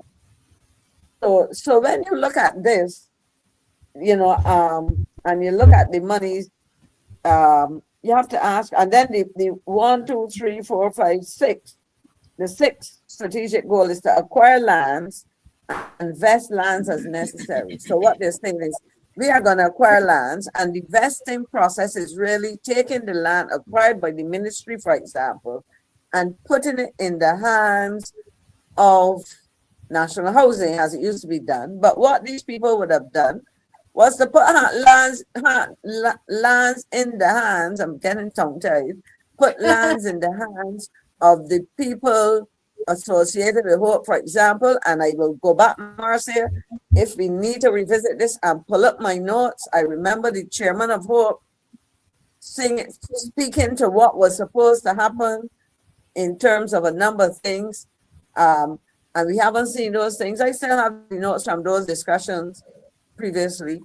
And so you are right. It is mind-boggling when we start to try to dissect this as to exactly when we see that sum of money and so on. The question really is, and this is one of the questions I would have, if I were talking to the minister, I would ask the minister, at this point in time, can you give us a general description of the lands being held by the Ministry of Housing or that have been vested in National Housing Corporation for the construction of these resilient, sustainable, and affordable housing. So in essence, based on the lands that government now controls and owns, the crown lands that Pastor Ferdinand would have spoken about, how many houses can you reasonably anticipate can be built on those, you know? And the second question was, given that, how much land do you propose to acquire? Because remember the part, this is talking about acquiring land. Yeah. So in other words, if you have lands, do you just continue to acquire, or do you have some kind of balanced approach of utilizing some of those existing lands, provided that they meet the profiles that you want to do for certain categories of housing and so on? Yeah. So, You know, Ms. McLean, this is something we have to get back to, because I want people to be able to call in, and I haven't touched on the other topic yet, although that is not very long. But I want to at least by 9:15 have people calling in. So if we could just guys, we're going to come back to this, but just to summarize it, right? We've seen 150 million total here, and we're asking questions. We're just looking at the numbers. You could naturally see that how surprised we are just looking at the numbers here. Tonight, lots of things are being revealed, and we have to go back, and we're hoping that the government might be listening and might be able to give some clarification on what we're asking. We don't know. But we saw 23.5 million for housing program, and of that, we uncovered that 13.3 million goes to NHC. Okay? Then we saw $81 million to land and property management. Alas, 70.5 million of that is for property management. So the reasonable question that we're asking is, how much of that nearly 150 million is directly going into building new homes this year, Minister? Minister, that's what we're asking. We're not talking about managing or maintaining, because you talk a lot about that, transferring administration. We heard that we're talking about building.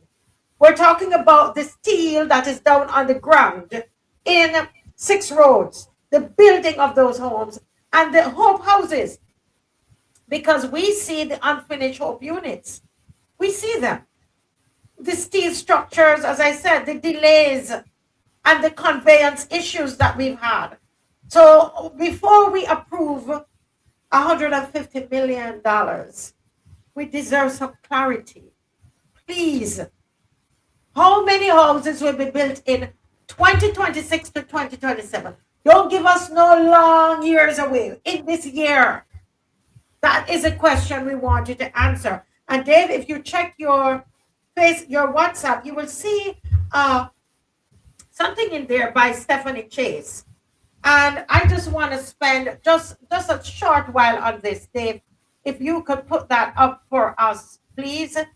While he's doing that, I don't know if Dr. Ferdinand has any final word on this segment, which we have to get back to. Any word on this, Dr. Ferdinand, before? Well, I'm looking at the breakdown. I'm sure Maxine and I are looking at the same documentation. I'm looking at the breakdown, and I can't find anything to do with housing construction. I simply can't. I'm looking at government building services, which is general maintenance, major works and renovations. This is running 2.271 million and so on. I'm not going to go into the details because I know you want to move on.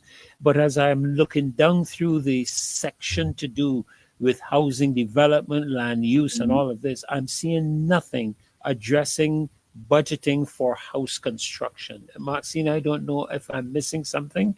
I can't find it. You're not. And what they would have to tell us is what is their strategy, because they have money to acquire lands. Now, I have spoken to land acquisition because, as I said, they may be getting lands, but if they're getting lands, in whose hands are they going to put that? Because if not, NHC was doing some of what they did, because NHC has been involved, and if they're not doing that and they get into some private partnership, tell us.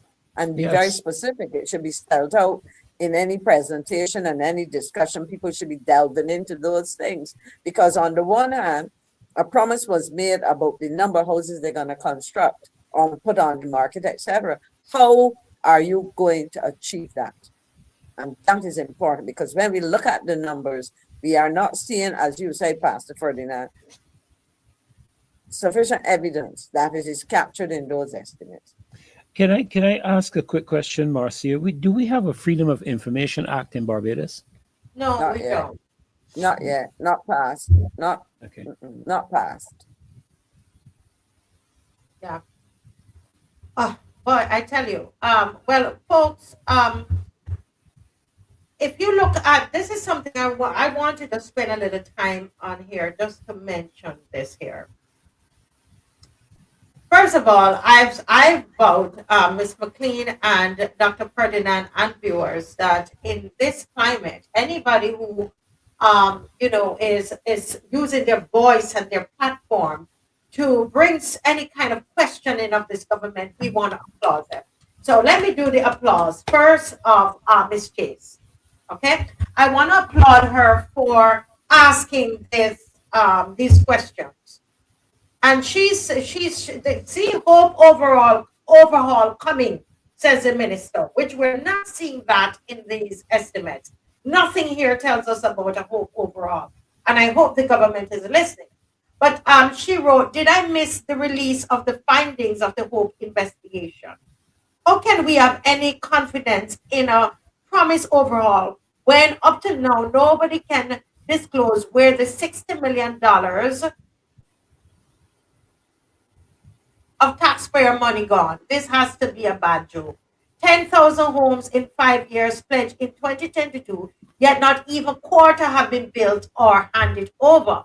In 2024, only 61 of 150 steel framed houses for victims of Hurricane Elsa were completed. What happens to the rest? And I will fill in there that those homes, those steel frame houses, well, the frames that they bought cost $53 million. Insanity is doing the same thing but expecting a different result. Now, I commend Miss my friend Stephanie here for doing this, for putting this on our page and having the courage to do it. But I want to say to you, Miss Chase, where was the scrutiny during the election? I just want to say this. Steph, let me ask you a question. Where is the scrutiny in the election? I commend you, because I'm not going back on my word. I am going to, because it takes courage for her to do this, Miss McLean and everybody. It's courage. But I want to seriously ask her a question. She says warmed over soup. So when the elections were going on and all of you turned your guns onto the DLP and Ralph Thorne, where was this kind of scrutiny, Steph? Where was this? I'm not attacking you. It's a serious question. You said at the end of this, insanity is doing the same thing over and over again and getting and expecting different results. Well, the fact that we're here in 2026 and you advocated for them to get it appeared to me, let me not put words in your mouth, that you are advocating for them to get the 30, for Barbados to have another 30 love. That is insanity. And the fact that you are still here after the elections and you are commenting on this and calling it warm over soup, that is insanity. Right? So I really commend you, but I still have to ask you a few questions, Steph. I still have to ask you a few questions. I don't, because I really don't want to be attacking people we want to turn the guns on the government. We're not attacking people. But in asking Stephanie the question, is asking all of Barbados. If you understand what I'm saying. I'm not trying to belittle Stephanie Chase at all. In asking, and I should have phrased it differently, in asking Stephanie Chase the question, is the question that I want to ask all of Barbados. Isn't this insanity? This is where we are. This is March the 6th, 2026. This occurred, guys, 2 estimates ago, 2 budgets ago. This was brought in the open by Mr. Todd. And we are here again asking the same people. That I call insanity. But it doesn't take away from the courage of Miss Chase. And we have to give her the applause. I still give her the applause, Dr. Ferdinand. Any thoughts on this? Well, to be honest with you, Marcia, I would have to some degree echo your sentiments, because I believe that if we are going to be critical, we have to be fair, and I believe we have to be consistent and objective. The criticisms cannot just be when it suits you. It can't just be in terms of one and not the other. And I believe that this is where very often, Stephanie, I don't know a lot about her page or anything to do with her. I don't follow it. I don't know really much about it. But I believe this is where, from my understanding, from engaging others, that there's some degree of a question where integrity is concerned.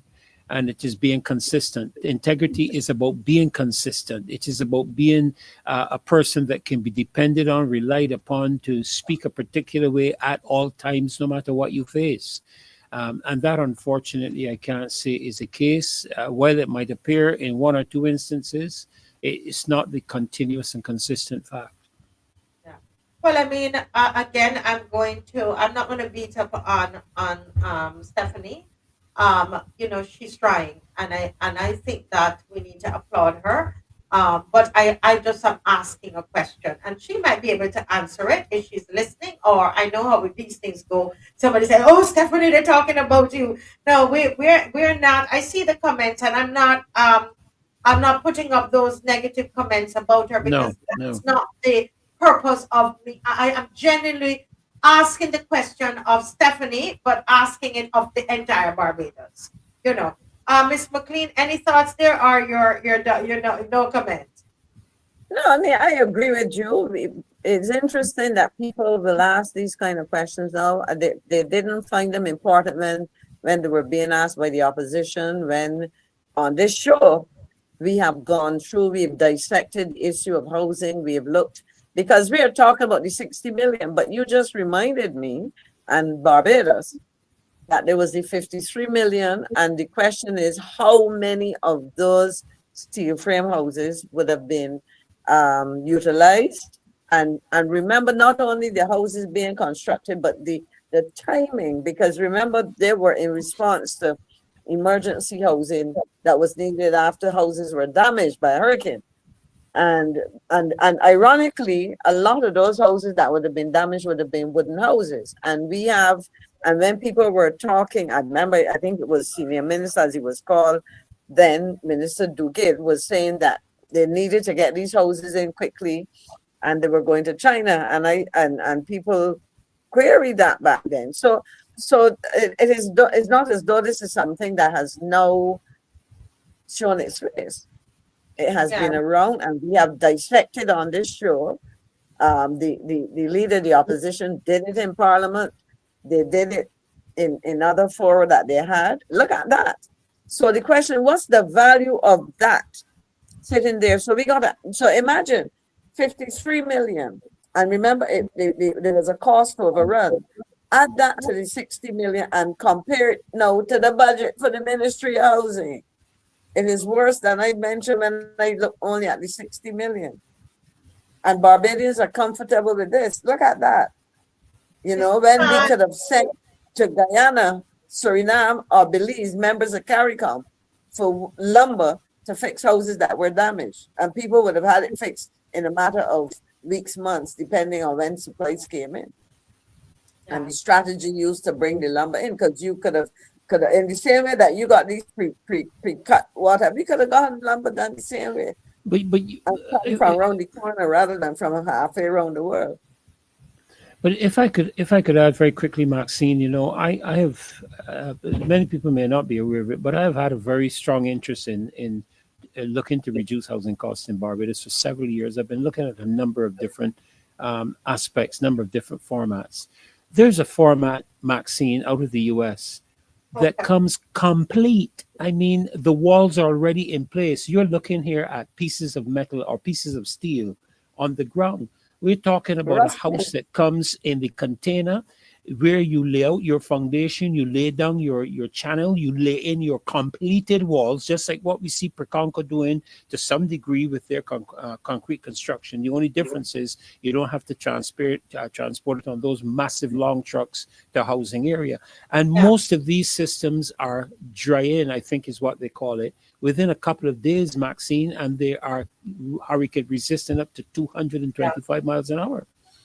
Yeah, but Yeah, guys, we're gonna have to. We have to. This is a topic that we're not going to let go of, and I want to encourage Stephanie of Case Files, Ryan Best, my Rangate guy, everybody. This is serious. This is too important, folks, for you to just see party colors. D2, everybody, go and look at the estimates. You're all brilliant people.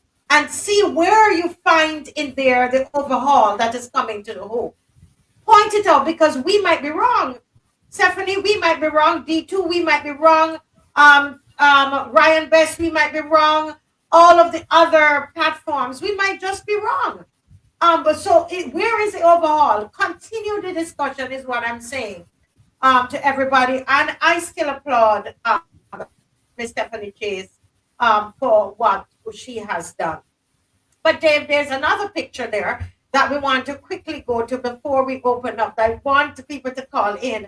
But I want to take a couple minutes here, guys, and to just present this short little segment, and then we'll have discussions on it. Now, Dave, if you put up I sent you three things. There is one with the two prime ministers. And if you can put that one up first, and then you can put up the video of her at the airport without right. So this is the one I wanted to go up. So I hate to I'm a woman, and I hate to compare one woman with the next, but I could not help it, folks. I could not help it, because I don't want Barbadians to. I don't want us to accept this what is the word I'm looking for? Disrespect. I don't want us. I probably Miss McLean probably will say a different word, but she's Miss Diplomacy. But disrespect is what I call it. That's what I feel.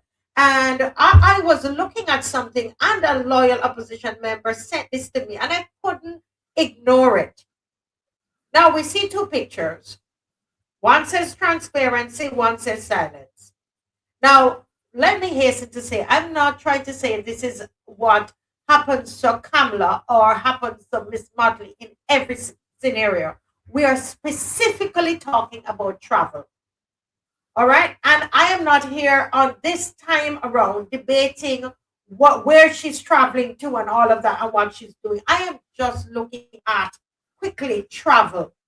Now, when as it says here, Prime Minister KAMLA PERSAD BISSESSAR, where she's going, why she's going, who is in charge when she's gone. I did a search, Miss McLean, online, and I could tell you, I saw that. I did a search, and then I asked AI to do the search, and AI could tell me her whereabouts, because it's printed in the newspaper, man. It is all there. When I checked for our Prime Minister MIA MOTTLEY, where is she? Why is she there? Who is in charge? 99% of the times we are finding that out after the fact. In fact, I only found one instance last year where we were told before, because Mr. Thorne was making a fuss about it last year, March, in the Parliament. Okay? And you can do your own checks. Okay? The Prime Minister of Trinidad and Tobago normally do inform the public and media when they are traveling overseas on official government or diplomatic business. It's part of, they say, transparent governance, right? Especially for trips that involve representing the country abroad, attending international forums, or meeting foreign leaders. And these announcements, Dr. Ferdinand, often come from official government channels like the Office of the Prime Minister, state media, or social media accounts managed by the government.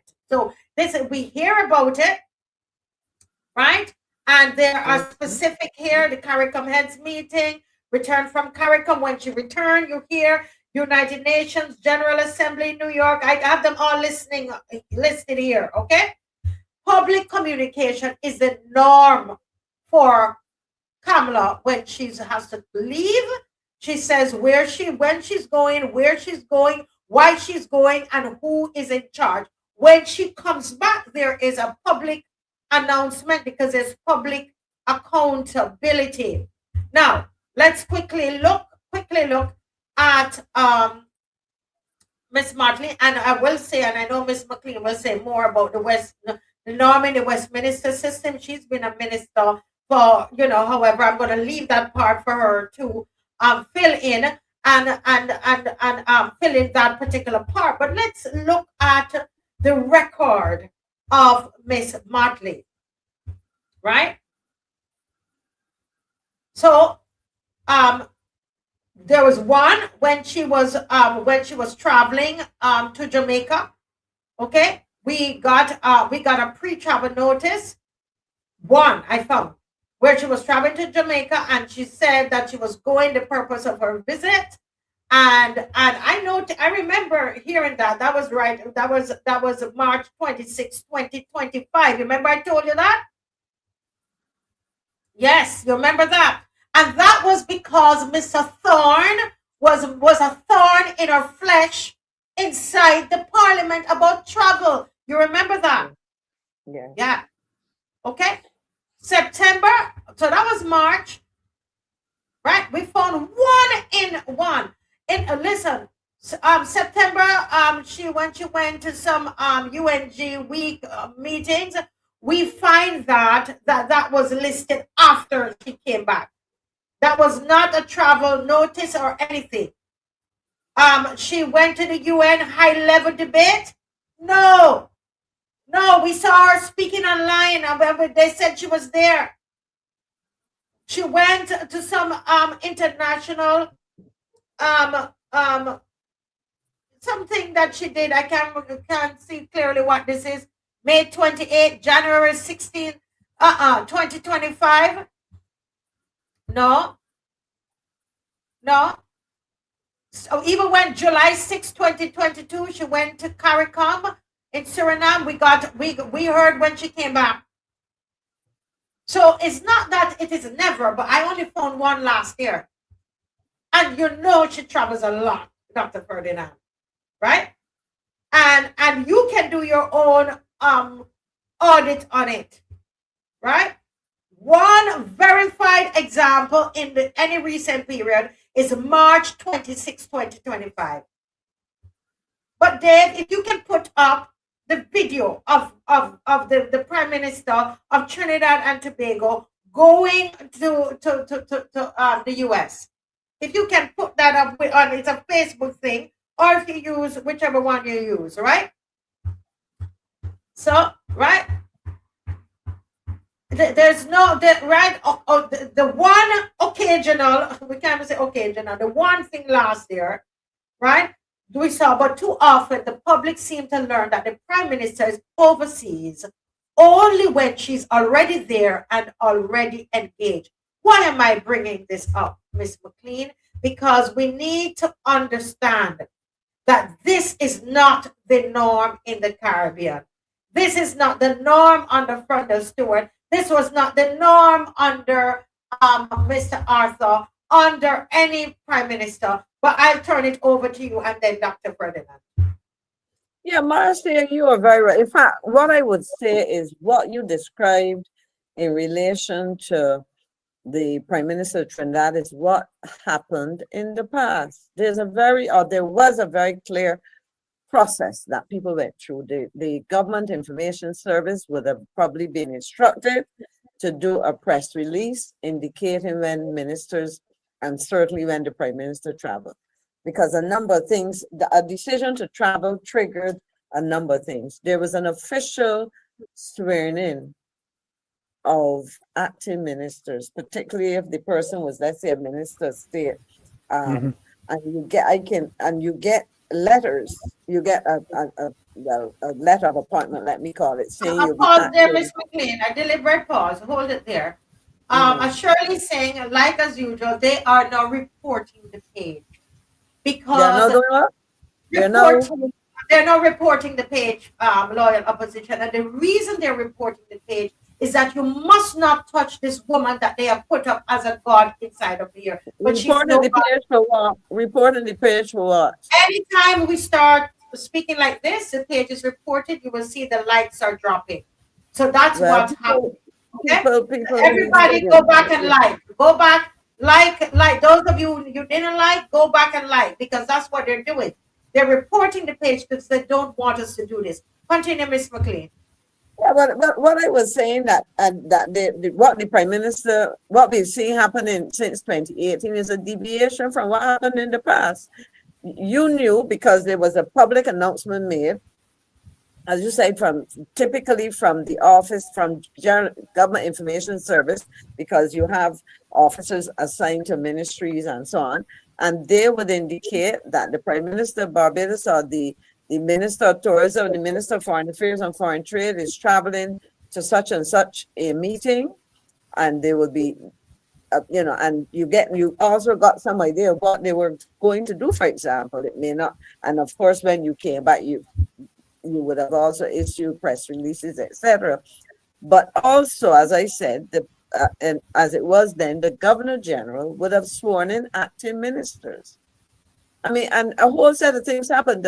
The Prime Minister comes back into this country, and the Prime Minister never left the airport before he received a security briefing. So as soon as the plane came in, within minutes of arriving at the lounge, you would have seen key personnel come to meet him to tell him of, as I said, at the heart of it was a security briefing, so that you knew what happened. And so the minister the acting minister would be given a very specific assignment. You're acting from day one to X, because that is the duration of time, because that person, the ministry is covered. But as you said, we have a situation where we sometimes hear of the Prime Minister's absence when news items come from the jurisdiction that she's in. And that is not an exaggeration. That's right. That's right. Because there's a process of cabinet paper is prepared when there's a plan to travel, whether it's the Prime Minister, a cabinet secretary, not the cabinet secretary, a permanent secretary, or even if the cabinet secretary had to travel, because we had a cabinet secretary who was also head of civil service, and that person periodically went to do inspections of our missions or whatever the case may be, But when officers or ministers travel on behalf of the government of Barbados and the people of Barbados, there's a clear process that is gone through. Therefore, you would see, for example, you might remember that there was a meeting in it was in not Fiji. I'm trying to remember. The name will come back to me. Might have been Fiji. Was it Fiji? But it was a climate change meeting. And I remember the now Prime Minister, as she was leading opposition then, was brandishing the cabinet paper, speaking about the cause and the delegation, etc. So these are things that were normally done so that, think of the situation that we have where there's violence globally, etc. And a head of government, because the Prime Minister is head of government, those countries with a president, Guyana and so on, you refer to as a head of state. We have a head of government and a head of state. You need to know where people are, you know, and so that Barbadians, but it is just not the norm. Let me put it that way. What you're seeing in terms of what you've described as transparency, that's the standard that other jurisdictions and certainly Barbados was accustomed to. Yeah. Dr. Ferdinand, any thoughts? And I'm seeing Apostle as gracious as is present. But go ahead, Dr. Ferdinand, and then we'll have Dr. Apostle weigh in. And right after we have opened the line, guys, for you to, we've been talking all night, so we need to hear from you. All right? So come in. We're not into the silence anymore. We're breaking that silence. We want people that, even those that you've never called before, call in. Go ahead, Dr. Ferdinand, and then over to Apostle as we're dealing with this topic here. Great to see you, Apostle, and welcome to the show tonight. Lovely to see you in.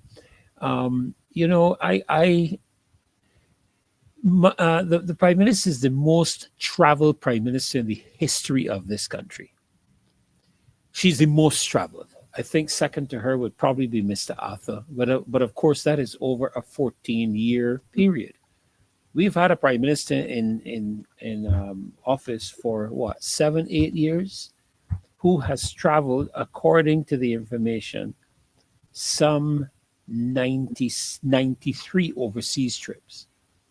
And sometimes, Marcia, the only time I know the Prime Minister is not here is because I'm a regular visitor to the YouTube channels that deal with the United Nations, that deal with COP, that deal with WEF, Davos. I'm a regular visitor to those channels, and I would tune in to hear what's going on. All of a sudden, I would see the Prime Minister sitting on his stage going in an interview, and I would ask, anybody knew that the Prime Minister was traveling? The answer would be no, nobody knew. When you come back to the country, this is one of the things I appreciate with the Prime Minister of Trinidad and Tobago. I don't know if you saw her, the video to do with her entourage when she returned Marcia to Trinidad. But as she was walking in, she was actually telling the press what she had done. She was actually reporting on the way in. She hadn't even got into an office to sit down to have a press conference, you know, and these are things that we have seen before. I remember during the time of Tom Adams and back in that era, Maxine, I think you would be young enough to remember those days as well. I can I can identify, with what you have said, where you would get the swearing in, you would get the notification of them leaving, you get the notification of their return, and shortly thereafter, we would probably have a press conference to know what was accomplished, what was done, what the trip was about, that type of thing. We have a Prime Minister that says nothing to this country when she returns. Even if you have one or two, you are employed by the people of Barbados, and I make no apologies for this. You're not employed by the WEF. You're not employed by COP. You're not employed by the climate change activists or any of them. You're employed by the people of this country. And subsequently, whenever you travel, number one, we should know, and Maxine is absolutely correct in stating, today, Marcia, it is very dangerous, to be brutally frank, to travel. If I pray every time my wheels leave the ground in this country. We just had an American Airlines flight had to turn around and come back to Barbados because of the challenge that it had. So we clearly ought to know when the Prime Minister is traveling, where she's going to, who's accompanying her. We ought to know this, and we ought to have a report when she returns. Yes, most definitely. Let me hear from Apostle. Welcome, Apostle. Jump right in. We don't have much time. Again, I'm going to invite people to call in because I think this matters. We need to discuss this, and I will hasten to say that we are not trying to say that KAMLA Bessessar is transparent on every issue. We're talking specifically about her travel, which the facts are there. She has been. So, and Prime Minister MIA MOTTLEY has not been transparent. I mean, 99% of the time. I have to say 99 because I only found one time that she did. Go ahead, Apostle. Unmute your mic, sir. Yes, ma'am. There we go. There we go. Good night to everyone. Good to see you, ma'am. And Rev, great to see all of you here on the show on tonight. Good to see Ms. McLean and listen quite carefully to all that she had to say. But we're actually dealing with a very serious situation here. And unfortunately, the media in Barbados does not in any way do their job.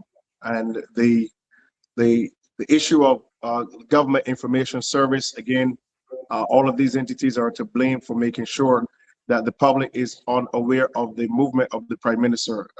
As a matter of fact, you cannot justify in any way the types of travel and the level of travel that our Prime Minister has moved that in relation to private travel.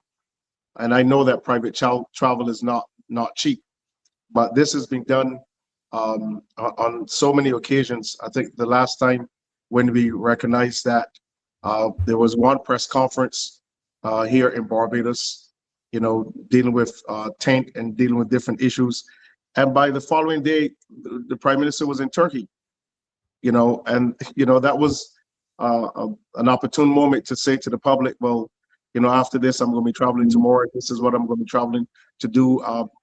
We're talking about strong leadership for, you know, changing times, but all we have right now is changing times, but no leadership. And this is what has to happen and what we need in terms of transparency in Barbados. If all of these things are going to be talked about on a large level, I mean, you do the little things, and evidently we're not seeing the media do the little things to keep Barbados, you know, the event, you know, where's the event going to be? What is the event going to be about? What effect is it going to be on Barbados? What's it going to be the effect on the people of Barbados? How's it going to affect our economy? How's it going to affect their governmental structure, their governmental system? We don't have any of this coming back to the people of Barbados. There's no reporting on this. And I go back to what I said, you know, very early when I became a guest on the show. We do not have any investigative journalism in Barbados.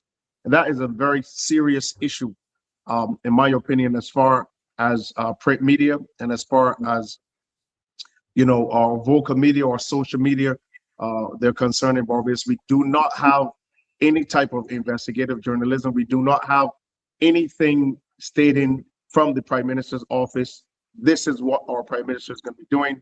This is what the results would be. I heard there was one point where she mentioned about how many grants she was able to amass on behalf of Barbados. But I would not necessarily need a Prime Minister traveling to get grants on behalf of Barbados. That's something you can do via telecom, via Zoom, or you know, via some secret you know, video app that you can make a discussion.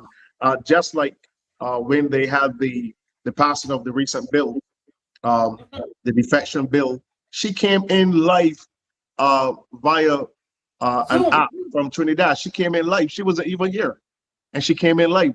So I'm asking the question: if you can do that locally, why can't you do that in terms of international events? So it's a case where I think the Prime Minister abuses, you know, her rights in terms of her travel. I think it's something that we have to curb as a public. You know, a lot of people may be upset with this, but she blamed Mr. Stewart for his travel, and she has exceeded his travel by a great percentage. And you know, you're boasting that you have spent $1.5 million in travel. Are you kidding me? $1.5 million in travel? You can actually justify that? So we've got to come to a place where some type of grip has to be placed on the Prime Minister so that the public knows what her movements are, especially if it relates to any type of event that is going to greatly affect her ministry, her prime ministership, the government, and also the people of Barbados. So we, the people, we need to know exactly what is going on. I don't think there's any place where a father or mother should just pick up and leave from, you know, their home and travel abroad and not inform their children or their relatives. As a matter of fact, you can't even stay away from a job here in Barbados without properly, you know, alerting your superiors. So to have this happening in Barbados says a lot about the mindset of the Prime Minister, and we have to do something about that right now. Yeah, and you know, it's been going on for over 8 years. Pretty in much. the 3 terms. Basically, this is what she's been doing, and I think it's disrespectful. I don't know what you call it. You might have a different term for it. I know Miss Maxine is not on at the moment, but she would have a different term for it. But I find that it's disrespectful, and that you are just going to get up and go, and it makes me wonder why the secrecy? What is it about these travels that you can't tell us? Why can't you tell us? You told us last year, right after Mr. Thorne made a big issue of it, March 2025. You told us you were going to Jamaica. It was announced that the Deputy Prime Minister was Santia Bradshaw. Everything was done properly. But then after that, you told us nothing more for the rest of the year. And you weren't in Barbados for all the time. You had so many trips. That's So, true. as somebody said, she don't care nothing about the people in Spain. She cares about herself and what she wants. And let me say also, you talked about the media. When you watch KAMLA PERSAD BISSESSAR, when she comes back from a trip, the media is swarming her and they're asking her tough questions. I Yeah. even saw one time they were asking her. She had to give an account of how much the dress she was wearing cost. The dress that she wore to some big event that she wore to the UN. I saw that because there was a big discussion that her dress cost. She spent too much money on the dress, and she actually had to talk to them about her dress. You think anybody in the media can be asking MIA MOTTLEY that in Barbados? What do you think? What do you think, Apostle? I wouldn't even advise them to go there because, there's a certain level. I remember listening very carefully to a documentary on Barack Obama, and they said that to cut costs, he bought 30 of the same suits. Just, because there's a certain standard. So you would see him functioning. Yeah, there's a call coming in. Okay. Yeah, just hold that thought there. Let's see if we can hear the caller. Good night, caller. Welcome to the Marcia Week Show. Hi, good evening, Marcia. Yes. This is Commissioner. Yes, sir. Can you hear him? Are you guys hearing him well? Not very well. Go ahead, Commissioner. All right. Now, you said something there just now with Catherine about in those days when she says in the house. I remember in the Tom Adams days, when Tom Adams decided to sell these government units to the people.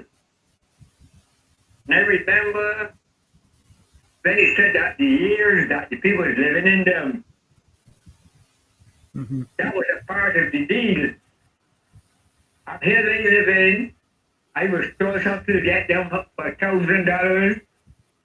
I hear some must get some for the less. Some would get some for free because they come upon a lot of people up here. They also was told that the land was even selling at 10 cents per square foot. So I was a part of that. And I remember the last Minister of Housing, why we don't bring back the Tom Adams deal? That they could get houses. We're telling to the title deeds. You know what? A lot of people ain't got the title deeds. Somebody fooled them. There was a man who used to call phone calls begins. He departed in peace, he gone with the Lord. And he's the person that tells me, he said, Commissioner, you have to go and get your lawyer, allow the National Housing lawyer to do the little thing, and you will get your title deed. In 3 months' time, my lawyer called me. I used to work at Randy Adams Square, I used to write to work. He called me and tell me come to town, and he get my big brown envelope. Now, they still believe that the National Housing going to give me the title deed. people wake up. You have to get your own lawyer and see after your own title deeds. Nobody ain't getting nothing. Don't let these people fool you. I passed on that same information to a lot of people and they got theirs. Now we was talking about some wastage. You know, Brighton Plantation is for the nickels we know Brighton. I don't know if you went Maxine we know Brighton. Martin don't know if you know Brighton Plantation. Yes, I do. Yeah. I do. Right. Now when you go into that farm, don't go straight go to St. Philip Parish Church. It's the first left hand by Brighton's farm. Everybody's go there buy the vegetables on a Saturday. You come up that road, years ago when they first moved out here, or even before they moved out here, that a place that they call Brighton Plain Field, Cricket Ground. I'm going back up like Dwight Sullivan. He started a project up there. I was monitored for a long time. Last year, August, when my road got broke down, I was at the road all August, September, October. I get it back. And I happened to be going to chapel at a family member. Sure blind that Brighton, the houses that are Brighton cricket fields, finished. And people live in them. I do my detour. The smart thing is to do this new bus. Let the trees grow tall. I get in. The houses are finished. And they see a lot of Indians. They got the look at the Indians. Still working for that project. That is the project that would tell them to come and tell the nation about. Brighton cricket playing field. I know that it started and they shut down and pushed that to grow. Next year, we a couple quarters, and I say start back working again. What they say now, not a thousand tonight, nobody in living none. But the Indians working. Yes. Okay. There's another one. That split me. Yes, and just because I know that others are going to try to call, give us I thank you for that story, and I think that you're right that this is what. Yeah, but I think the cameras up there and see them. Oh, tell me something. I'm going to give you a call on that. I'm going to give you a call on it. I was thinking about that. You know St. John. Yes. The whole this day St. John, I call it Four Roads. You know what it was? And those days, you hear about a plantation called the field. I've heard of it. A man used to run it past the party with know about that man. Kate. Yes. Running the field plantation. Yes. And the big gone is first back to that road there, not Cherry Grove. Oh gosh. They come from Four Roads, they're going there, they was going to Mount Tabor Church. It's near Sherman. You know them houses all up over Sherman. But don't forget, the lady told us to start. You know, after the basta, she said, don't touch Clico land. But if you remember those words, Mr. Tomasi will tell you, don't touch Clico land. I want to know what you can do up there now. As you can start by that. That project got the lick down flat. Down all that old steel, old block, old deck, old foundation, and start fresh again. Yes. Yes. We'll catch up another night. Yeah, but thank you. It's always good to hear you get a good history lesson. And I'm going to give you a call. I'm making a note here to give you a call because I want to know if I can come and see what you're talking about. Okay? That's a bumpy in Ellerton. In Allerton. Okay. Okay. Yeah, I'm gonna give you. yeah. I'm gonna give you a call. I'm writing the information down. Thank you so much for calling. Okay. Yeah. Yes. Thank you. Yes. Yeah. Yes, guys, the phone line is open and feel free to call. I just want to say something because I want us to be mature in our discussion. That, and I said it over and over, I am not here trying to say that Kamla is transparent in everything that she's doing. Okay, I am talking specifically about what we are discussing. Can we discuss as like adults tonight? We are discussing travel. And we're dealing with facts, not emotions. Just facts. It's all there, guys. All you've got to do is go and search it yourself. It's not bashing the Prime Minister. It's asking the Prime Minister to do better. Do better. Precisely. That's all that it is. Okay? We have a caller. Good night, caller. Welcome to the Marcia Wick Show. Hello, blessed night to you, Marcia. Hello. To Senior McLean, Dr. Ferdinand, and Apostle Canterbury. Good night, sir. Comrades at the party. One corner to say is most of the Barbadians fault that brought my money as where she is right now. Because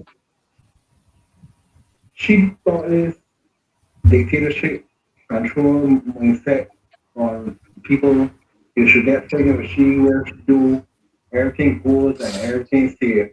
But it goes to truth, but we're saying right, as I always saying, she is a servant. We are the employers. So basically if you can't leave a job, I don't want your employer know where you're going. Does he want to hold the job?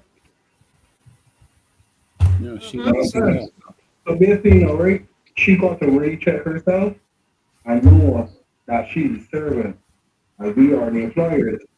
So basically, I always tell myself that any Prime Minister that could be open up is a Prime Minister for the people. Anything going away and you don't know about no going on, you passing bills, security, and etc. You are not for the people, you are for elite. So basically, we should go and get rid of you. Good point, and I love that. Go ahead. And that's the form of having a corrupt government too also. Because what the head will do, the journalists will do. And that's the whole corrupt system. Yes. Thank you so much, caller. Yeah, continue. So basically, right? I want to finish off right now. Raptor want to open his asset. Everybody in the Democratic Party want to open that asset. Why is it that the BLP and the rest of the ministers don't take security? I believe that Raptor will make a big greater Prime Minister. The Democratic Party will make a real supreme government that my and the Barbados Party. So when people is being frightened, stop being frightened, and take your power. Yes. Yeah, you're saying he declared his assets. Well, thank you so much for calling, caller. Let me get the others to Apostle to comment on what you've just said. Thank you so much, caller. Very well said. Okay, thank you. Blessings to everyone. Thank you, sir. Thank you. Yes, ma'am. Apostle? Yeah. I love what you said just a few moments ago that, this is about transparency. This is not an attack on any person's character. And this is about transparency and what Barbados and Barbadians deserve coming from someone who has put themselves forward as many persons would say the consummate leader. But if you are demonstrating that the very little things are difficult for you to do, then no wonder all of the other things must be, hidden in silence, because it's very important for us as Barbadians to know what's going on with our nation. We need to know what our leader is doing. As a matter of fact, let's go back to 2019. And if it was not for social media, we would not have known that our flag was buried in Ghana. And I'm saying that if that was put to the public before she left here, I'm certain that there would have been a very strong pushback on that. So it seems like it is a case where our prime minister is practicing this type of behavior. Like Barbadians don't need to know what I'm doing. They don't need to know where I'm going. If they find out, they find out. She's a despot. And this tells you again, you're the mind of your leader tells you the type of leader that you have, and you're consistently seeing this type of activity coming from our prime minister. And if she continues, it's only going to go from bad to worse. So I think it's critical for Barbadians or some area of Barbados in terms of the government to be developed that will critically appraise the movement of our prime minister, the levels of monies that are afforded to her, the types of travel that she is afforded, and some level of transparency given to the public so that we have some type of feeling we know where she is, what she's going to do, and if it's something that she doesn't need to be there, it doesn't make sense going to an event where you're just going to sit and listen. Not every event, she says she's not a speaker in every event. So there's some events that you could actually watch here locally, get some type of international satellite link up and watch the proceedings and, take notes or have someone take notes. So the time has come for transparency. That has been one of the biggest issues of the Barbados Labour Party. And it's after, just over 8 years, is going from bad to worse. So I think the time has come for somebody to say something. And I appreciate the fact that on this show tonight, transparency and accountability is being called on where our Prime Minister is concerned. Yeah, but Dr. Ferdinand, one could easily say that this is happening and has been happening for 8 years because the citizens allow it. We are the ones allowing it. I started out the show talking about the culture of silence to the point where we are discussing this and some of the sycophants are now reporting the page as though we're doing something wrong. And so I think it's because, and you can correct me if I'm wrong, or I'm offering that I think that it's being done because we are allowing it. What are your thoughts on that, Dr. Ferdinand? Well, first of all, Marcia, I pastored a ministry here in Barbados for several years. I never traveled, and that's a small ministry, Marcia. This is not a government of a country with 280,000 plus people. I pastored a small ministry, and I never traveled without letting my people know when I travel, where I'm going, when I'm scheduled to return, what I'm going to do, and report on my return. That was my position. While I hear what you're saying about the people, the Prime Minister should not need anybody to have to tell her that, Marcia. That is what integrity is. Integrity, you take the initiative to do the things you know you ought to do, not because it is being demanded of you or it's a part of your job or anything of that nature. It is because by virtue of common decency, accountability, integrity, where you stand head and shoulders above others because they don't do the similar things, you do what you know you ought to do.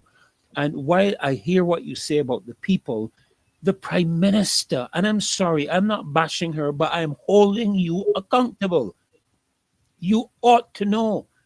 After all of these years, you are a sitting parliamentarian. You've been a Prime Minister for 3 terms. You've been in politics for 30-something years. You've had a successful legal practice. You ought to know. You ought to know. You don't go into court like that. You ought to know when you go into court what's expected of you. So don't come to me and tell me that I now am encroaching on your space, so to speak, because I demand something. I shouldn't even have to demand it. This is what I'm saying. We shouldn't even have to be engaging this question. We shouldn't. Not if you are going around the world and being spoken of as so highly around the world, but you return to your country and you are a totally different animal. Something isn't right. I don't know. I don't want to say anything further, but I'm going to stay there. I'm just going to stop. Yeah. Let me ask Miss McLean. Miss McLean, you have been in ministry as a minister of foreign affairs for for 2 terms, 2 consecutive terms. And ma'am, would you in this case? I mean, for me, I hear what Dr. Ferdinand is saying, but for the consistent not reporting to us, not saying what she's doing, not when she comes back, we don't even know. Right now, I don't even know if the Prime Minister is in Barbados. I'm not trying to be funny. I don't know. Do you think that is a factor of the people? Do you think it's because the people allow her to do that? Why she's been doing that over the 3 terms? I would say yes, because I have been around long enough. And I certainly was part of an administration which that was scrutinized, and scrutinized largely by the current Prime Minister herself, because she had comments to make. She would have access to cabinet papers talking about travel, speaking to the price of the cost, price of tickets, the cost, etc. For some reason, Barbadians seem to be comfortable with allowing the Prime Minister to do what she wants to do.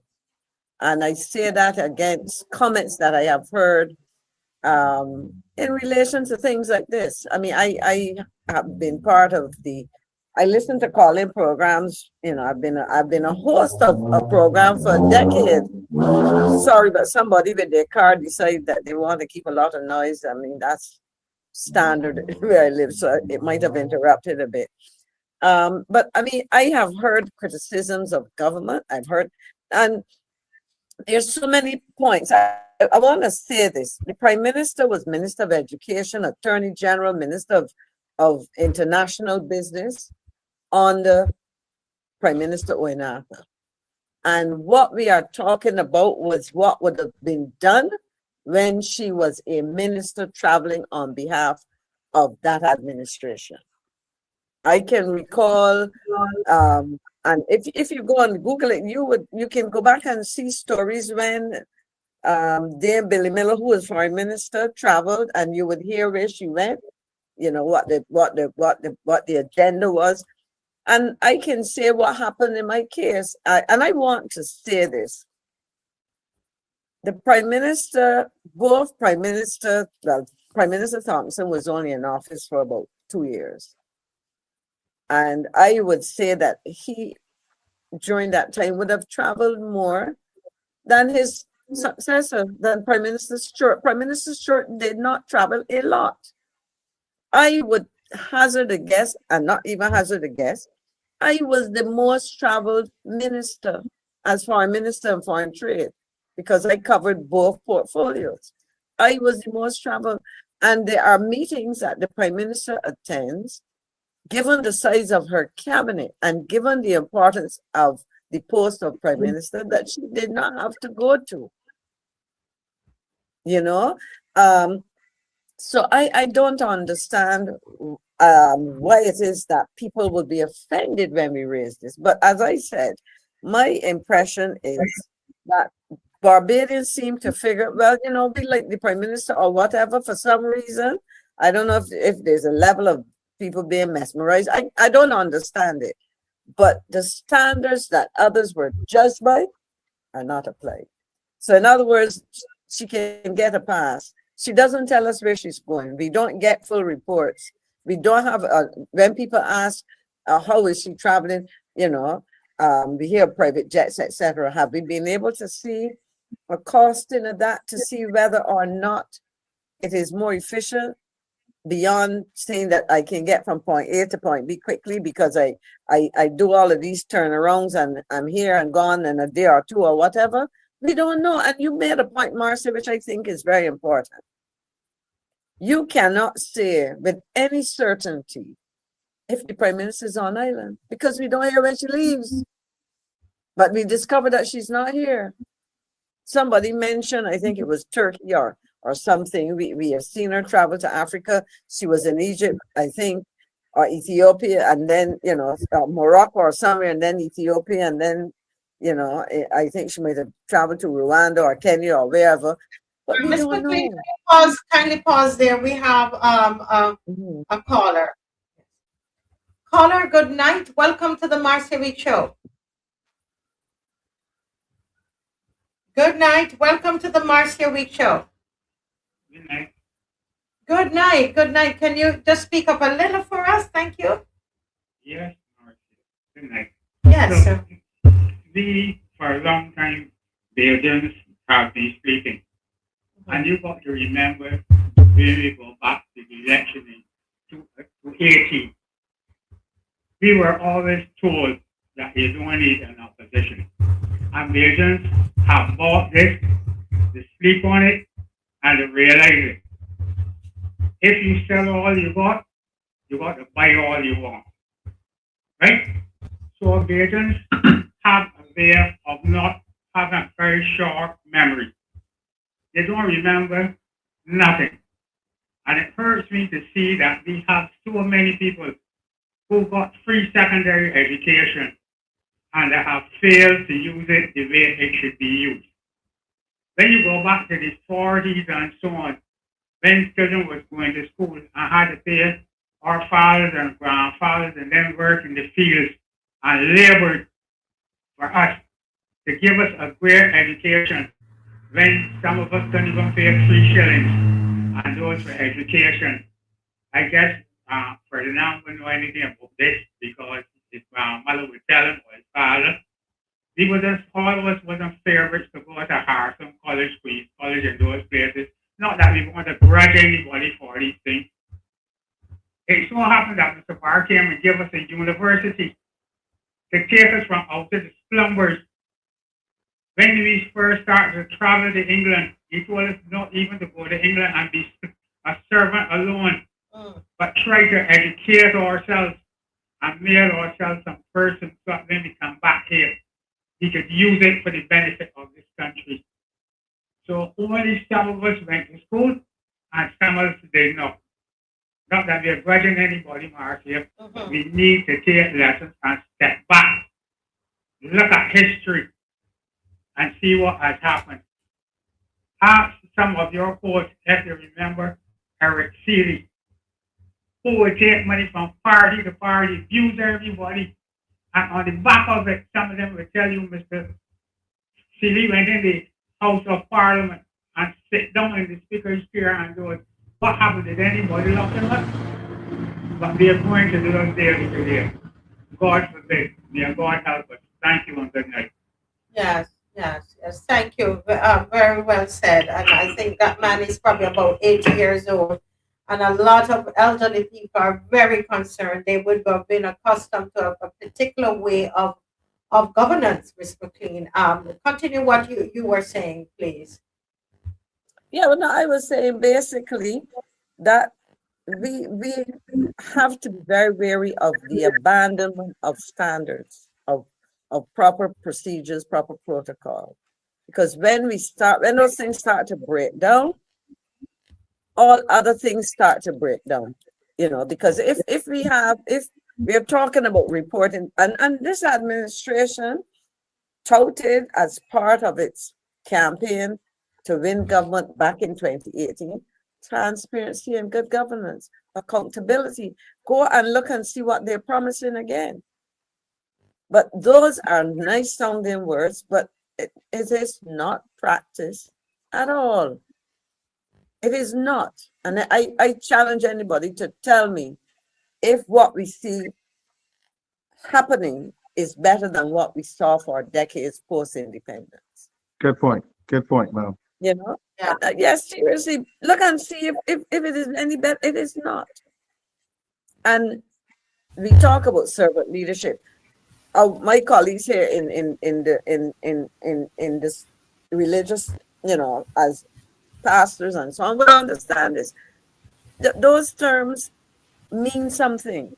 Oh, yes. It isn't for us to accept that, okay, this is the Prime Minister and she can do as she please. The Prime Minister serves the people of Barbados. And part of being a good servant leader is to ensure that proper high standards, ethical, moral, etc., obtained. Exactly. Yeah. And You if know, we don't set those standards, what are we telling our children? What are we telling our young adults? Then Good we look point. into school. A child can say, "Well, Prime Minister leave Barbados and she don't." I hear people say, "Well, we don't know where she goes anywhere." I could walk out of school if I feel like I'm tired listening to t-shirts. Maybe I could just, that Just may walk sound into my wrong, house. but Yeah. it's a standard or a set of standards that we have to, as a people, subscribe and ascribe to. mhm. Madam Yeah, McLean, can I just ask one yes. question here?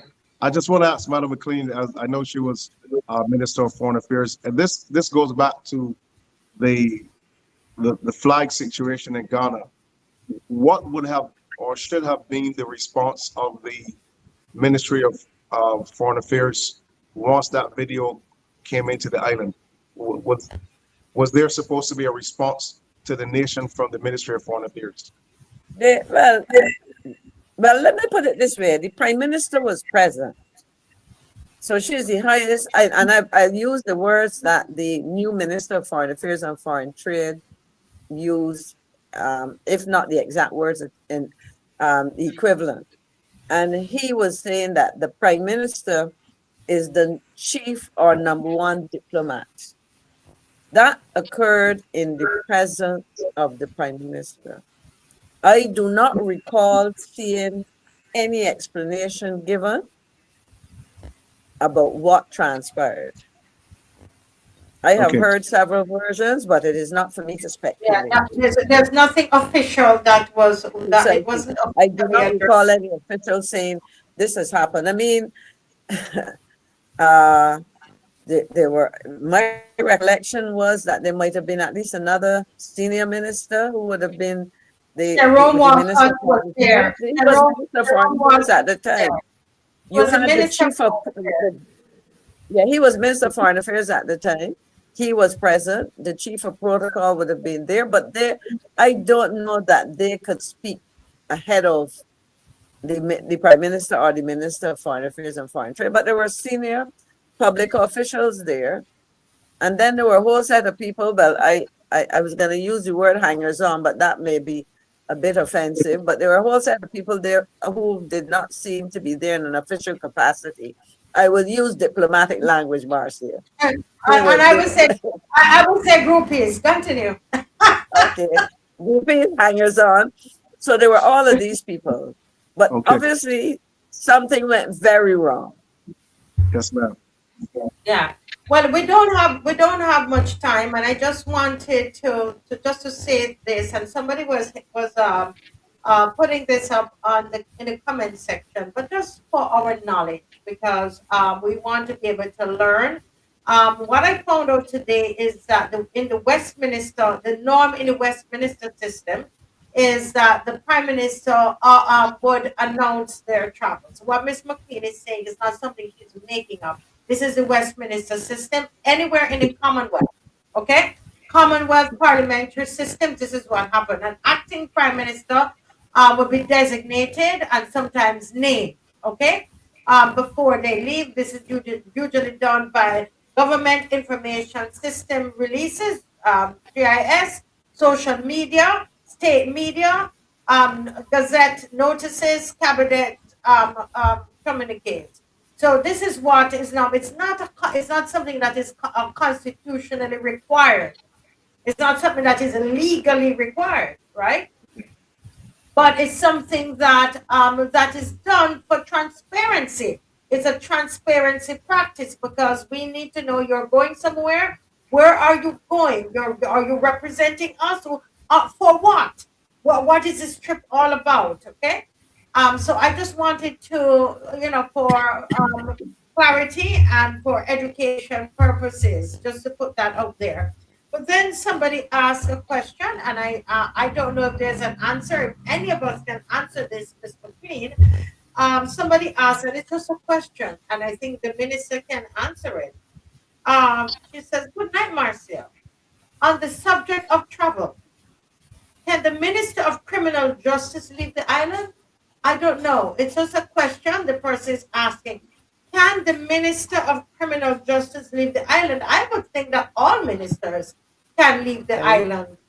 No, I think I think I know what's being asked there, Marcia. But that's okay. I know what it is, but I am saying that all ministers should be able to leave the island. I shouldn't see any problem why the Criminal Justice Minister of Criminal Justice wouldn't be. All ministers are able to leave the island. Can I say something, Marcia?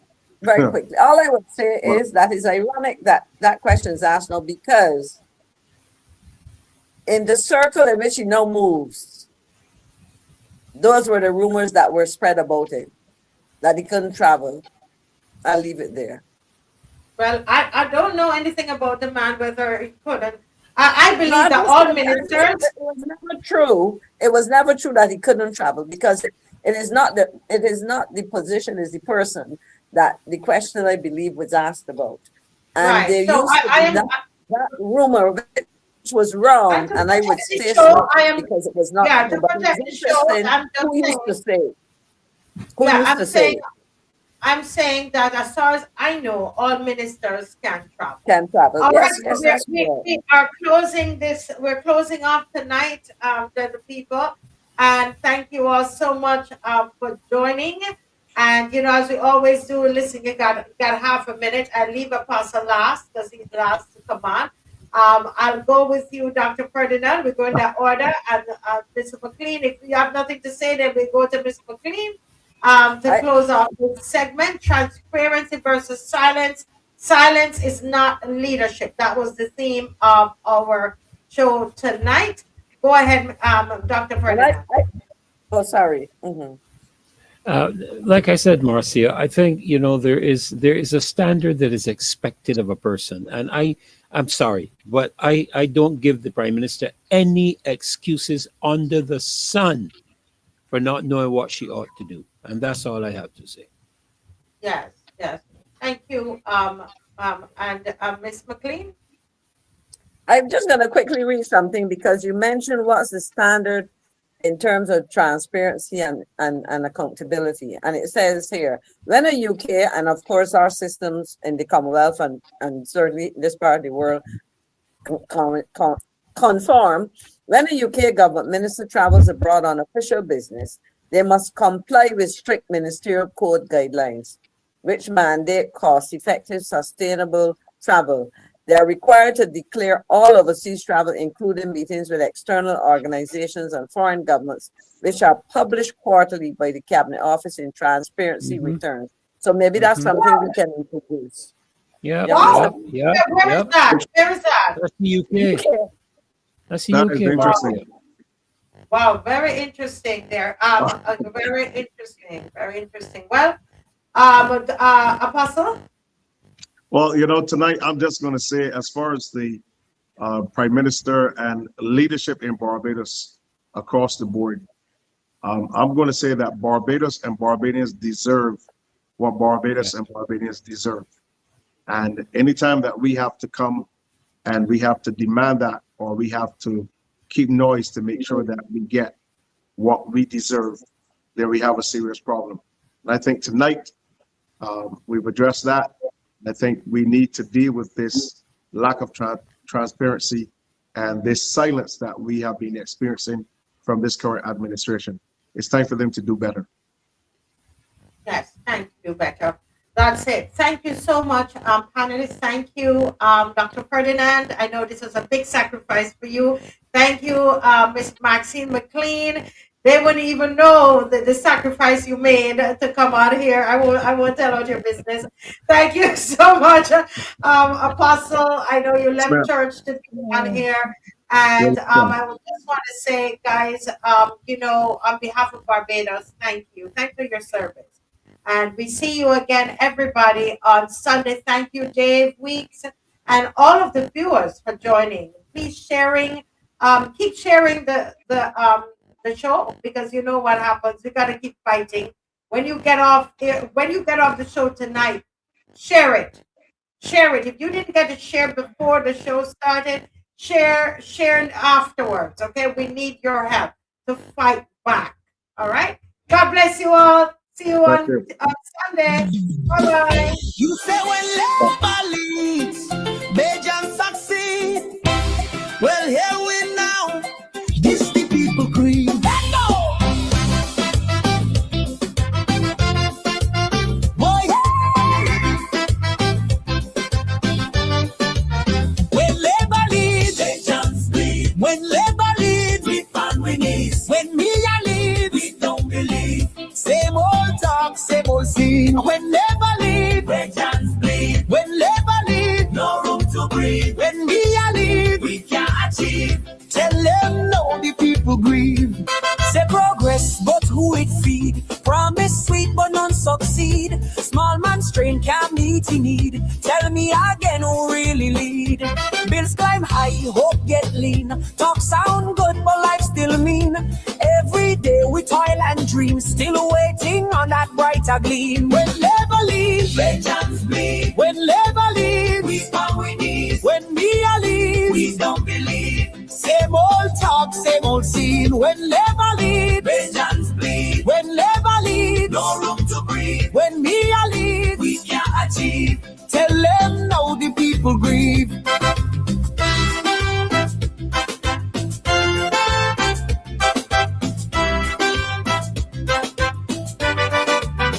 Forward, forward, but who we trust? Forward, forward, still eating dust. MIA leads, same old fluff.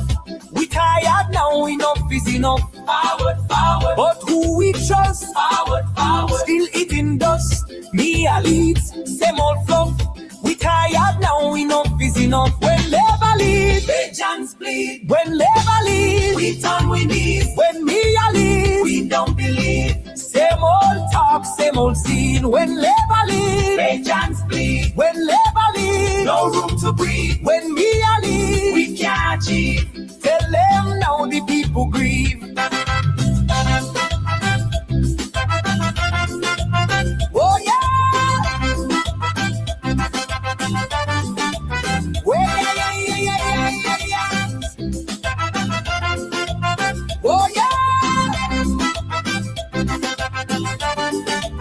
When labor leads, Bajans bleed. When labor leads, we find we need. When MIA leads, we don't believe. Same old talk, same old scene. When labor leads, Bajans bleed. When labor leads, no room to breathe. When MIA leads, we can't achieve. Tell them now, the people grieve. When labor leads, Bajans bleed. We got we need. When MIA leads, same old fluff. We tired now, enough is enough.